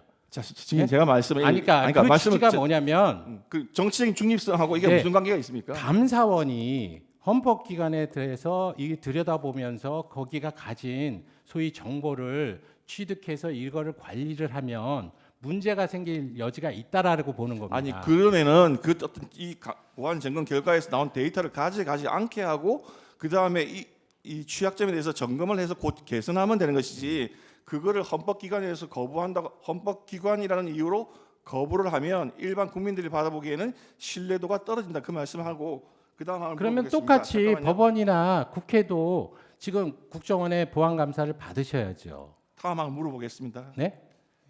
지금 그 부분은 이 선거라고 하는 제도가 지금 크게 이슈가 되는 상황과 관계가 없는 이야기이기 때문에 그걸 말 그다음을 물어보겠습니다. 네. 이런 뒤에 이슈가 나오기 때문에 더더욱 문제가 되는 겁니다. 중앙선거관리위원회가 2020년 4.15 총선, 2022년 대통령 선거, 지방자치단체 선거, 2024년 총선 그 과정에서 중국인을 정규직이든 비정규직이든 개표 사무원으로 채용한 사실이 있죠. 한 명이 중국 국적자가 한 명 있었습니다. 나머지는 없고 22대 국선에서는 아예 관리 지침에서 아예 그 위촉을 할 수 없도록 만들었어요. 증인이 오시고 난 다음에는 외국인 국적을 가진 자는 개표 사무원으로 올 수 없다고 만들어놨지만 네. 그 전에는 그런 규정이 없었기 때문에 네네. 그런 다른 국적을 가진 사람도 개표 사무원으로 올 수 있었고 그죠? 그 다음에 지금 한 명이라고 은평구에서 한 명이 있었다고 네. 말씀하셨는데 네. 그거는 전국을 다 통계를 낸 게 아니고 은평구에 한 개 맞습니다. 그렇죠? 예. 전국 네. 통계는 지금 통계에서 관리한 게 있습니까? 지금 전국 통계 알 수가 없습니다. 왜냐하면 저희는 그 투개표 종사원의 국적에 관한 자료를 받은 적이 없어요. 예, 알겠습니다. 개표 사무원은 투표지 분류기, 투표 용지 관리, 컴퓨터 관리 등의 업무를 할 수 있습니까? 개표 종사원, 예, 투표 종사원이요? 개표 없습니다. 종사원. 개표 종사원이 투표지 분류기 만질 수 있고 그걸 취급하거나 투표 용지 관리하거나 그런 걸 할 수. 만질 수는 있는데 예. 기계 조작은 그 책임 관리원이 하도록 되어 있기 때문에 없습니다. 좋습니다. 의제 151호점 오늘 제출한 신문 기사를 하나 제시를 하겠습니다. 증인이 한번 보시죠. 예. 2020년 6월 10일자 에포크 타임즈라고 하는 매체의 기사입니다. 여기 보면은 증인이 오시기 전에 중앙선거관리위원회는 2017년에 한국선거방송이라는 유튜브 채널을 개설을 했습니다. 거기 다큐멘터리 코너를 만들고 민주주의와 리더십이라는 제목으로 채널을 열었습니다. 거기에 1%만 아는 리더들의 비밀, 시크릿 이렇게 해서 10편의 동영상을 올렸습니다. 지금 이거는 모르고 계시죠? 네. 예, 그 보도에 보면 중앙선거관리위원회가 10편 올렸는데 그 중에 첫 번째, 두 번째는 중국 공산당 서기 서열 5위 왕홍잉, 그 다음에 3편, 4편은 덩샤오핑, 9편, 10편은 저원라이 이렇게 중국 정치인들을 한국선거관리위원회 홈페이지에 정식으로 올려서 그분들을 칭찬하는 그런 유튜브를 올렸습니다. 더군다나 지금 문제가 되는 것은 공식적으로 우리나라 사람들은 등소평과 주울레는 알지만 왕훈잉이라는 사람을 아는 사람들은 별로 없어요. 그런데 유독 선거관리위원회가 이 왕훈잉을 1편, 2편의 인물로 올렸습니다. 지금 대만이라든지 이런 데에서 나오는 뉴스라든지를 보면 저분께서 중국의 대외 다른 나라의 여론과 선거 공작에 관여하는 분으로 지금 보도가 되고 있는데 언제 올렸다는 영상인가요? 2017년에 올렸습니다. 2017년에요? 예, 2017년에 선거관리위원회 유튜버에 올렸다는 뜻인가요? 예, 보도된 바 2020년에 보도가 됐는데 2017년에 올라와 있었다가 얼마 전에 이게 삭제가 내려갔습니다. 근데 지금 일반인들이 어떻게 국민들이 의혹을 가지고 있느냐? 도대체 자유민주주의 국가의 선거 관리를 감당하는 중앙선거관리위원회가 왜 공식 유튜브 채널에 중국 공산당의 더구나 그것도 타국의 선거 여론이라든지 그런 거를 관여하는 것으로 지목되고 있는 인물을 1, 2번 동영상으로 올리느냐 그런 비판적인 여론이 많습니다. 증인 이것도 모르고 계셨죠? 예, 모르고 있었습니다. 증인 한국 우리 선거관리위원회가 A웹이라고 하는데 자금 지원하고 계신 거 아십니까? 그건 알고 있습니다. 그 A웹이 참여한 국가들이 중국의 1대1로 정책에 많이 가담한 나라라는 건 아세요? 그 자체에 대해서도 하는데 그러니까 중국이 없고 대만이 들어간 건 아십니까? 아니 그러니까 제가 중국이 가입국 그러니까 중국이 가입이 안 됐고 대만이 가입됐다는 건 아시냐고요. 중국이 제가 말씀드리는 거는 중국이 그 대놓고 가입을 하면은 너무 그 유치하죠. 그럼 제가 묻는 말씀은 그 가입 국가들이 1대1로 국가들 참여한 국가들하고 겹치는 부분이 많이 있다는 건 아세요? 그것까지는 생각을 안 해봤습니다. 제가 말씀드리고 싶은 것은 우리나라의 중앙선거관리위원회와 계약을 했던 그 업체들이 그 나라들에게 투표지 분류기라든지 투표 시스템을 수출했다가 부정선거 파동이 나서 폭동이라고 하는 사실은 아십니까? A의 회원국인 대만을 무시하고 저희가 중국 A의 대만에다가 수출하지 않았습니다. 아니 되면 대만에서 당연히 외교 문제를 제기하지 않나요? 대만에다 수출했다는 이야기 하는 거 아니고 지금 제가 말씀드린 다른 나라 아니 자꾸 중국을 말씀하시니까 그러는 거예요. 제가 대만은 최근에 개표 제도를 완전히 바꿨습니다. 아니 대만이 자신들을 무시하고 중국에 대해서 회원국도 아닌 중국과 선관위가 교류를 하면 시간이 짧게 됐기 때문에 예, 대만이 외교적으로 이의 제기를 안 하겠냐 그 말씀을 드리는 거예요 지금. 넘어가겠습니다. 주신문 23화와 관련해서 물어보겠습니다. 증인 그 보안 점검 미실시된 전산 장비가 일선 직원들의 일상 업무에 수행되는 PC가 대부분이다 그렇게 말씀을 하셨는데 일상 업무용 PC도 악성 코드나 이메일 해킹이 되면 거기서 업무망이라든지 선거망으로 타고 들어갈 수 있다는 건 아세요? 과거에 지금 접점이 몇 개 있어가지고 그런 보안 컨설팅 결과에서 나왔는데요. 그 부분을 전부 정리를 해서 아니 그러니까 그렇게 타고 들어갈 수 지금은 있다는 안 된다는 겁니다. 그러니까 간단하게 얘기해서 서버를 지키는 게 제일 중요하잖아요. 서버에 접촉할 수 있는 내부망 PC는 그 정보 보안 그 업무를 담당하는 담당자의 PC만으로 제한해 놓고 지금 하고 있기 때문에 외부에서 다른 일반 직원들이 외부망 PC나 내부망 그러니까 업무망 PC 가지고는 이 서버에 접근할 수가 없어요. 지금 상황이. 그걸 말씀을 드리는 거예요. 25원 관련해서 물어보겠습니다. 국정원의 보안 지금 증인께서는 아까 그 자체 보안 시스템을 일부 적용하지 않았기 때문에 국정원이 그 해킹할 수 있다 이렇게 말씀하셨는데 국정원 조사 결과에 따르면은 첫 번째는 시스템 내부에 점검 툴을 설치하는 방법이고 두 번째는 외부 인터넷 망을 통해서 침투하는 방법을 사용했다 그렇게 말씀합니다. 그래서 중앙선거관리위원회가 보안 관제 시스템을 작동을 하든지 안 하든지 관계없이 인터넷으로 들어가는 것은 다 해킹이 가능했다 그렇게 이야기하고 있는 건 아시죠? 그렇게 얘기하고 있는 부분에 대해서 저희가 얘기하지 않습니까?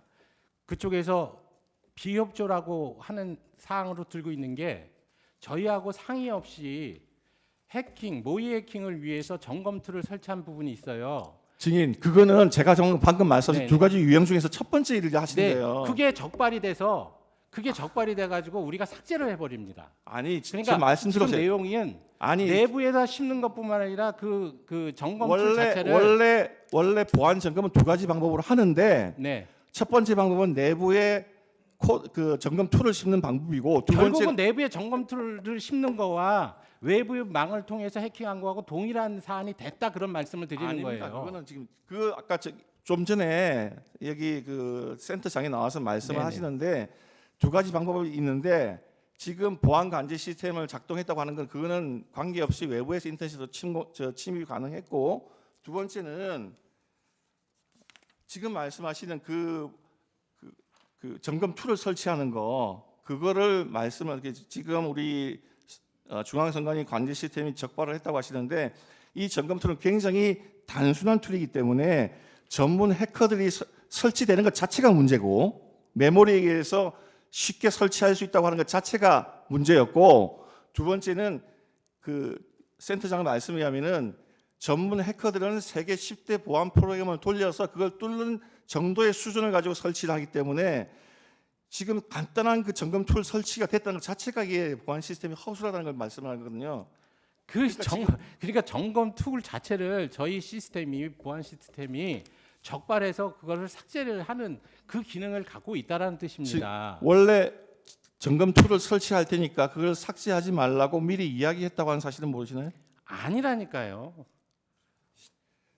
그게 삭제가 되니까 26강 관련해서 물어보겠습니다. 다른 쪽으로는 안 되니까 이거는 우리가 설치한 거니까 이거를 만약 삭제를 하게 되면 이 해킹 실험이 되지를 않으니까 이걸 좀 더 달라라고 얘기를 해서 저희가 그냥 그거를 삭제 안 하고 인터넷으로 해킹이 다 되는데 무슨 말씀하십니까? 인터넷으로 해킹해가지고 다 인터넷 해킹이라는 접점을 말하는 겁니다. 내부망과 서버 사이에 인터넷에서 업무망을 통하는 접점이 있고 접점이 있어서 그 당시 실제적으로 증인 들어가는 거를 잠깐 하는 것이고 시간이 지금 짧으니까 좀 증인 그 직원들은 행정 등선망의 일부를 사용해가지고 업무망과 그 인터넷망 사이 자료를 주고받고 늘 했어요. 그래서 그걸 타고 들어갈 수 있는 그런 허점이 그 당시 존재했기 때문에 그거는 당연한 거고. 그 다음에 이걸 물어보겠습니다. 증인이 아까 중앙선거관리위원회가 국정원에게 전선망 구성 등 필요한 자료를 제공을 했다고 말씀하셨는데 정작 중요한 IP 주소라든지 서버 용도 등을 다 삭제해서 제공한 사실 아십니까?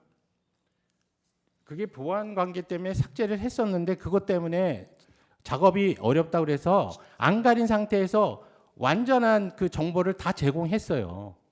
사후에. 그래가지고 벌써 시간이 들어간 거죠. 시간이 8주인데. 그래서 지금 백 차장님이 그다음에- 어떻게 진술을 했는지 잠깐만 모르겠는데 그다음에 또 물어보겠습니다. 일단 처음에 제공 안 하신 건 맞고 두 번째 제공받은 내용 가지고 실제적으로 작업이 이루어지지 않았습니까? 시간이 8주로 제한돼 있고 행정직과 전산직 한 명씩 제공했었죠. 근데 그 사람들이 6시만 되면 퇴근을 하니까 제한된 시간에 처음부터 IP 주소라는 게 있으면 시간이 단축이 되는데 그렇지 않은 상태에서 시간이 소요가 됐기 때문에 말씀합니다. 네. 그 다음에 주신문상 28항 29항과 관련해서 30항에 대해서 물어보겠습니다. 증인 이번 국정원 모의 해킹 결과 지자체 협력 없이도 선관위 홈페이지를 해킹하거나 제외 공간의 PC를 통해서 선관위의 선거망 서버들에 들어가가지고 통합선거인 명부 전체를 탈취하는 것, 사전투표관리관의 사인, 지방선거관리위원회의 청인 탈취가 다 가능했다고 하는데 그건 보고 받으셨죠? 그 보안 컨설팅 당시의 결과 보고죠. 예. 네. 예, 제안하겠습니다. 예. 정인 신문을 마칠까 합니다. 예. 또 당부받은 것도 있어서 예. 한두 가지만 더 질문을 좀 해도 되겠습니까? 하십시오. 예. 그 증인은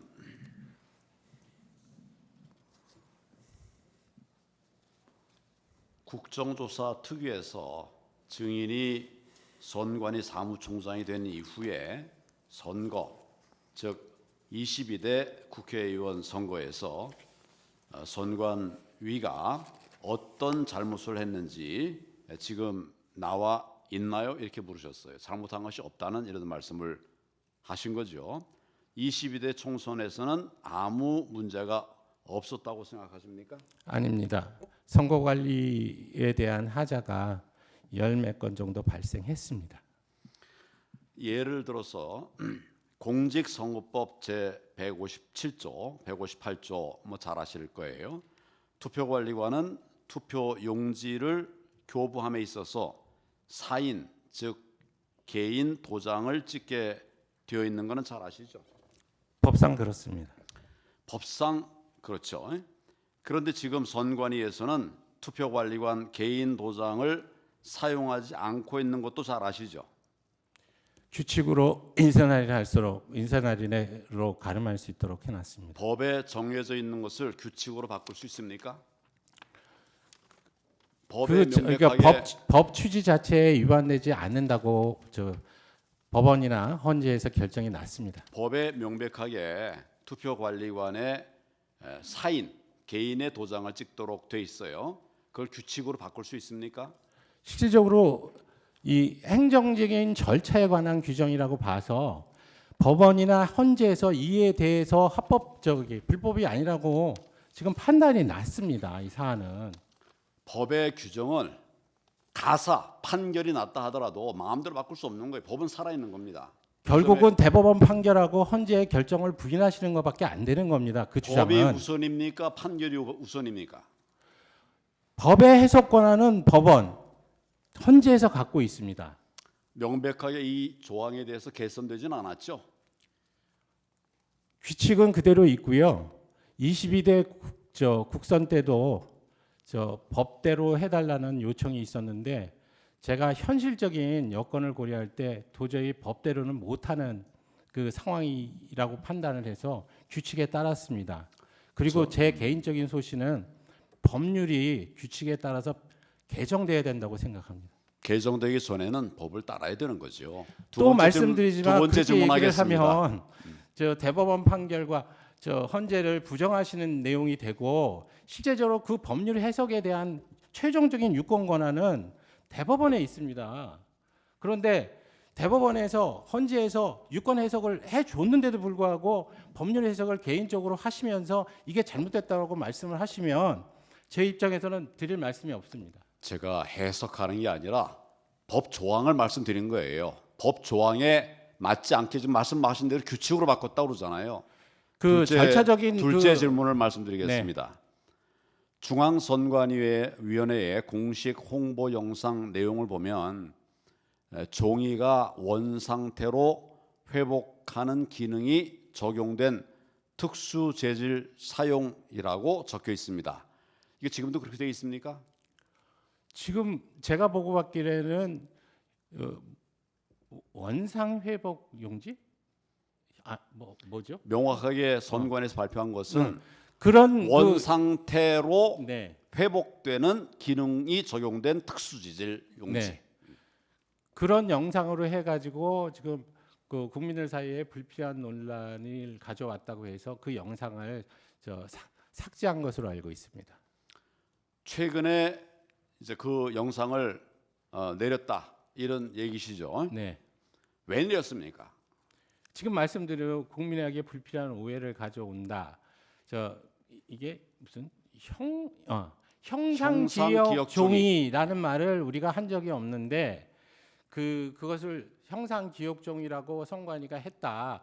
세상에 그런 종이가 어디 있느냐라고 이제 말씀을 했었고 실제적으로 제가 보고서에 대해서 이 부분을 확인한 결과 우리나라의 제지 회사에서 두 군데서 저희에게 이 용지 공급을 하면서 강조했던 부분은 복원력이 우수하고 뭐 그런 내용들이 돼 있는데 그것을 지금 말씀하신 대로 뭐라고 처음에 우리가 했다는 거죠? 형상 기억 종이라고 얘기했고 아니, 제가 여쭤보기는 종이가 원상태로 회복되는 네. 기능이 적용된 특수 재질 사용. 네, 이렇게 그런 그 문구가 있는 유튜브를 만들었다고 해서 그렇죠. 예, 영상이 그게 올렸죠. 그걸. 불필요한 오해, 즉 복원력이 강하다 이런 정도의 문구였는데 이게 너무 이상하게 만들었다라고 해서 형상 기억 종이가 어디 있느냐라는 그런 분란을 초래하게 돼서 삭제한 것으로 알고 있습니다. 이게 이제 원인이 된 것은 빳빳한 투표지, 한 번도 접지 않은 빳빳한 투표지들이 너무 많이 나오니까 이걸 지적하니까 형상 기억종이라는 얘기를 한 거예요. 지금 우리 사무총장께서는 한 번도 접어본 적이 없는 빳빳한 투표지가 재검표나 또는 개표 현장에서 나오는 것이 가능하다고 생각하십니까? 이건 역시 똑같이 21대 국선의 선거 소송에서 다뤄졌던 주제고요. 거기서 대법원이 검증한 결과 그것은 정상적인 투표지다라고 결론을 내린 것으로 알고 있습니다. 판결의 내용을 제가 묻는 게 아니라 우리 사무총장께서는 빳빳한 투표지, 다시 접은 것들이 회복되는 이런 투표지가 가능하다고 생각하시냐 이걸 여쭤보는 거예요. 그 부분은 제가 잘 모르겠습니다, 사실. 그래서 저는 이 부분을 실제적으로 보고 감정한 대법원의 판결 결과를 믿을 수밖에 없지 않느냐는 말씀을 드리는 겁니다. 저는 종이가 회복된다고 하는 이 이야기를 여쭤보는 거고 제가 확인한 바에 의하면 이건 불가능한 겁니다. 이 점에 대해서 사무총장이 이 부분을 명확하게 확인하고 대법원 판결에만 이렇게 미룰 것이 아니다 이런 점을 제가 말씀드립니다. 한 가지만 더 여쭤보겠습니다. 사전 투표소에서는 CCTV를 가리게 돼 있습니까? 사전 그 부분의 지침이 사실은 이 가림막 이게 개표대를 설치하는 과정에서 장소적인 뭐 편이나 그러니까 장소적인 그 불편이나 이런 것 때문에 가림막을 설치 안 한 상황에서 기존에 있는 건물의 CCTV가 그 유권자들의 기표 행위 자체를 혹시 이제 녹화할 수 있는 그런 위험성이 있기 때문에 이 부분에 대한 조치로 알고 있습니다. 당일 투표에서도 CCTV를 가립니까? 역시 그러니까 기표대에 대한 부분이니까 기표대를 촬영할 수 없도록 하는 방법의 일환으로 지금 그 지침이 마련된 것으로 알고 그러니까 있습니다. 당일 투표에서도 CCTV를 네. 가리고 있냐 이걸 여쭤보는 거예요.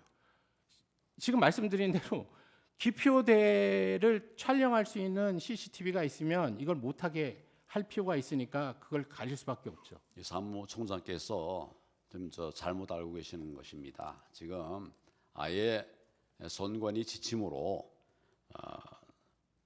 당일 투표소에서는 CCTV를 가리질 않아요.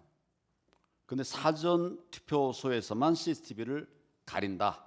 이 점을 한번 아니 그 명확하게 제가 확인해- 다시 그러면 확인은 해보겠지만 네, 저는 그 지침을 그렇게 해석을 안 했었고 제가 그런 지침을 내린 적도 없습니다. 아니 이거는 사전 투표와 본 투표가 다를 이유가 없고요. 이거는 이 부분은 기표하는 그 과정이 녹화가 되지 않도록 하는 조치의 일환입니다. 첫째로 그거 왜 녹화 안 되게 합니까? 지금 말씀드렸잖아요. 둘째로 제가 명확하게 확인하고 얘기하는 거예요. 당일 투표에서는 가리질 않아요. 근데 사전 투표에서는 가립니다. 한번 확인해 보시고 네, 알겠습니다. 나중에 답변을 해 주시기를 바랍니다. 이건 제가 명확한 사실을 갖고 얘기하는 거니까 네. 이게 둘 다 가린다. 이건 거짓말입니다. 그 정도 이 점을 참조하십시오. 네. 그 청구인에게 같은 시간 부여하겠습니다. 증인을 빨리 보내드려야 될 것 같습니다. 하지 않겠습니다. 지금 어차피 이제 부정선거에 대해서는 마지막 승인이고 더 이상 저희가 다툴 기회가 이제 없는 상태인데요. 그러면 3분 하십시오.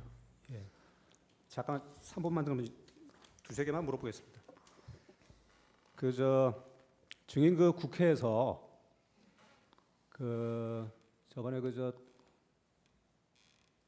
사전 선거에 있어서는 선거 규칙에 아주 위배된 부분이 좀 있었다 이렇게 진술한 적이 있었죠. 네. 예, 그게 어떤 위배 사항들인가요? 지금 말씀하신 우리 황교안 우리 대리인께서 말씀하신 법하고 규칙의 괴리를 말씀드린 것 같습니다. 그게 다인가요? 지금 생각으로는 그런 것 같습니다. 그 국회에서 어떤 답변을 제가 드렸는지는 모르겠는데 영상에 하여튼 그렇게 나온다고 누가 제보를 해줘가지고 저도 네. 직접 보지 못했습니다. 근데 네. 그리고 이건 하도 사람들이 많이 관심을 갖고 있는 부분이니까 수원 연수원 제2생활관이 외국인 공동주택이라고 등기가 되어 있는 이유가 뭔가요? 그 건물은 최초의 우리 건물이 아니고요. 예. 농어촌 공사가의 건물입니다. 그리고 농어촌 공사가 그 건물을 지었을 때 그 농어촌 후계자, 그 개발도상국의 농어촌 후계자를 데리고 와서 교육시키는 시설로 활용했던 거예요. 그래서 외국인 숙소 시설로 지금은 그것을 저희가 2017년인가 19년도에 예. 양해를 받았습니다. 그랬으면은 이제 외국인 전용 시설이라는 것도 바꾸고 예, 수원 그걸 연수원 네, 그래서 건물로 등기를 바꿔야 해야 되지 않습니까? 되는데 건물 명칭만 제2생활관이라고 하고 예. 용도를 안 바꾸는 바람에 예. 그게 그냥 남아 있는데 이번에 조치를 해서 바꿨는데 곧 허물 건물이라고 하고는 거기 있습니다. 외국인들이 숙박하거나 그런 적 있었던 건 없습니다. 전혀 없다고요? 예. 요번에 민주당에서 했을 때 민간인 8명 있었다 그랬는데 그 민간인들은 거기 왜 출입을 하나요? 누가 민간? 혹시 제1생활관의 사무총장님이 직접 말씀하신 건데 네, 민간인 민간인 8명 여덟은 있었다고. 예. 교육생에 플러스 강사하시는 민간인 8명이 제1생활관에 그때 계엄 당시에 교육이 있어서 거기서 머물고 있었어요. 알겠습니다. 그리고 그 어차피 지금 이게 헌법기관인 수원연수원 선관위에 군인을 진입시켰다. 이게 그 탄핵 사유라고 지금 주장을 하고 있는 것이니까. 근데 지금 저 선관위 측에서는 군인들이 거기서 아무것도 안 했다는 것이죠. 일단 진입한 게 문제라고. 진입은 안 했잖아요. 진입 안 했다고 지금 부정했지 연수원? 않습니까? 연수원이고. 그러니까 연수원하고 사당 청사에 대해서는 저희가 특별히 어떤 네. 의견을 제시한 적이 지금 없고요. 민주당 측에서 우리가 그저 군인들이 체포 감금을 했다. 그래서 그저 인신에 그 피해를 입혔다 이렇게 주장을 계속 해왔기 때문에 체포 그런 사실이 없는 건 확실합니까? 아니 그러니까 지금 과천 청사에 있었다는 얘기입니다. 과천 청사에서는 그 사진만 찍은 것이고 아니요. 지금 여기서 민주당 의원들이 주장하는 그러니까 것은 소위 그 강금이라고 연수원에서- 보는 이유가 예. 과천 청사는 그 들어오신 그 계엄군이 예. 일단 행동 통제를 하면서 휴대폰을 압수를 해요. 뭐 그건 그러니까- 신문에 나온 내용인데 확인된 네, 부분은 네. 아니니까. 근데 그 그러니까 연수원에서는 그 자체가 이제 그 체포 감금이 된다는 겁니다. 제안하겠습니다. 예, 예. 자, 청구인에게 같은 시간 부여하겠습니다. 지금 이제 원래는 답변을 안 하시려고 했던 부분인 것 같은데 그 부분 질문이 나와서 저도 한 가지만 좀 여쭤보겠습니다. 지금 과천청사에 계엄군이 들어와서 전산실 확보한 거는 맞죠? 저쪽에는 사진만 지금 찍었다고 하시는데 실제로 그 전산실에 있었던 당직 직원 밖으로 나오게 하고 거기 그 앞에서 핸드폰 뺏고 그리고 전산실 확보하셨잖아요. 근데 확보했잖아요. 기본적으로 그렇죠? 행동 통제를 받은 건 예, 맞습니다. 맞습니다. 예. 그리고 당직실에 들어가가지고 당직 쓰고 있던 그 직원들을 당직실에 감금했던 것도 맞죠. 뭐 거기에서 행동 감금이란 통제- 용어는 예. 뭐한데 하여튼 행동 통제를 예, 받은 건 맞습니다. 예. 거기서 유선 전화도 다 전원 차단해 갖고 외부 연락 끊은 것도 맞죠. 네, 외부 연락을 끊어서 제가 그 계엄군이 진입했다는 사실도 모르고 그렇죠. 있었습니다. 예. 원래는 당연히 그 직원들이 사무총장님께 전화를 해서 그 사실을 알렸겠죠. 당연히 그랬겠죠. 그렇죠. 그리고 알렸으면은 당연히 사무총장님도 뭔가 조치를 취하셨겠죠. 뭐 어차피 그 TV를 보고 제가 먼저 선 조치를 취하게 된 건 맞습니다. 그러니까 어쨌든 그 행동 통제를 받은 건 맞기 때문에 네. 그때 혹시 지금 선 조치를 취하셨다고 했는데 어떤 조치 취하셨는지 뭐 말씀을 해주실 수 있을까요? 일단은 제 생각에는 뭔가 어떻게 해야 되는지 그래서 계엄군이 진입했다는 사실은 보고가 없었으니까 모르고 다만 국가적인 그 큰 일이 벌어졌으니까 선관위 입장에서는 어떤 사후 대책이 필요한가 싶어서 일단 실국장들한테 연락을 해서 이 부분에 대해서 뭐 모여서 회의를 할 거냐 아니면 어떻게 할 거냐 이런 부분에 대한 소위 그런 의견을 유선상으로 나눴습니다. 최종적으로 지금 이제 법조인도 30년 이상 하시고 그리고 선관위 사무총장도 하시고 계신데 지금 이렇게 계엄군이 선관위에 무작정 들어와서 피청구인은 뭐 서버 점검이었다 뭐 이런 변명도 하시는데 이런 상황이 선거관리위원회의 어떤 독립성이라든지 이런 부분에 대해서 어떤 침해를 갖고 온다고 생각하시나요? 기본적으로 공직선거법에도 있고 저희 그 우리나라의 불행한 역사에 의해서 선거관리위원회가 다른 외국과 달리 헌법기관화돼 있다는 사실입니다. 그렇기 때문에 그 특히 그 군부 권력이라든지 이런 부분들이 이 선거 관리에 영향을 미치는 것은 극도로 제한이 돼야 된다. 제한이 아니라 있을 수 없는 그런 상황인 겁니다. 그래서 계엄령이 선포가 돼서 적법한 계엄 하에서도 선거 관리는 군부의 그 업무가 이관되지 않습니다. 네, 제안하겠습니다. 네, 정인 수고했습니다. 정인 신문은 마치고요. 정인 신청 관련 고지하겠습니다. 재판부 평의 결과 피청구인 측의 한덕수 국무총리, 이경민에 대한 정인 신청은 그 필요성이 부족하다고 판단되어 기각합니다. 피청구인 측에서 2월 10일 신청한 강의구, 박경선, 신용에는 평의를 거쳐서 체부를 결정하겠습니다. 피청구인 측이 1월 30일에 한 검정 신청은 필요성이 부족하다고 판단하여 기각하였고 이에 대해서 이의 신청 취지의 의견을 제출했습니다. 재판부 평의 결과 전원 일치로 이 결정에 법령 위반의 사유가 발견되지 않는다고 보았습니다. 이 신청 받아들이지 않습니다. 2025년 2월 2일자 2차 검정 신청도 기각합니다. 오늘 변론은 이것으로 마치고요. 7차 변론 기일과 관련해서 8차 2월 13일 오전 10시고 조태용 정인 10시 반, 김봉식 정인 오후 2시 신문하겠고요. 조지호 정인은 불출석 사유서를 제출했기 때문에 5시로 예정되어 있던 조성현을 4시로 변경하겠습니다. 정인 조성현에 대한 신문 시간을 오후 5시에서 오후 4시로 변경했고 조성현 씨와 문자를 했죠. 네, 통화를 한 결과 4시에 출석이 가능하다고 확인했습니다. 혹시 모르니까 변경 통지서 한 번 더 보내주세요. 예, 그 다음에 마칠 건데 마지막으로 하고 싶은 이야기 있습니까? 청구인 측 하고 싶은 이야기 있습니까? 진행과 관련했습니다. 없으면 피청구인 측 있습니까? 최대한 짧게 말씀드리겠습니다. 방금 증인 신문에서 선관위 사무총장으로서 기관을 대표한다고 실무를 대표한다고 볼 수 있는 증인이 헌법재판소의 결정이 있으면은 어떠한 증인 신청에도 협력하고 또 실제 투표자 수 검증에도 서버는 물론이고 실제 투표자 수 검증에도 협력하겠다고 그렇게 공개적으로 말한 바 있습니다.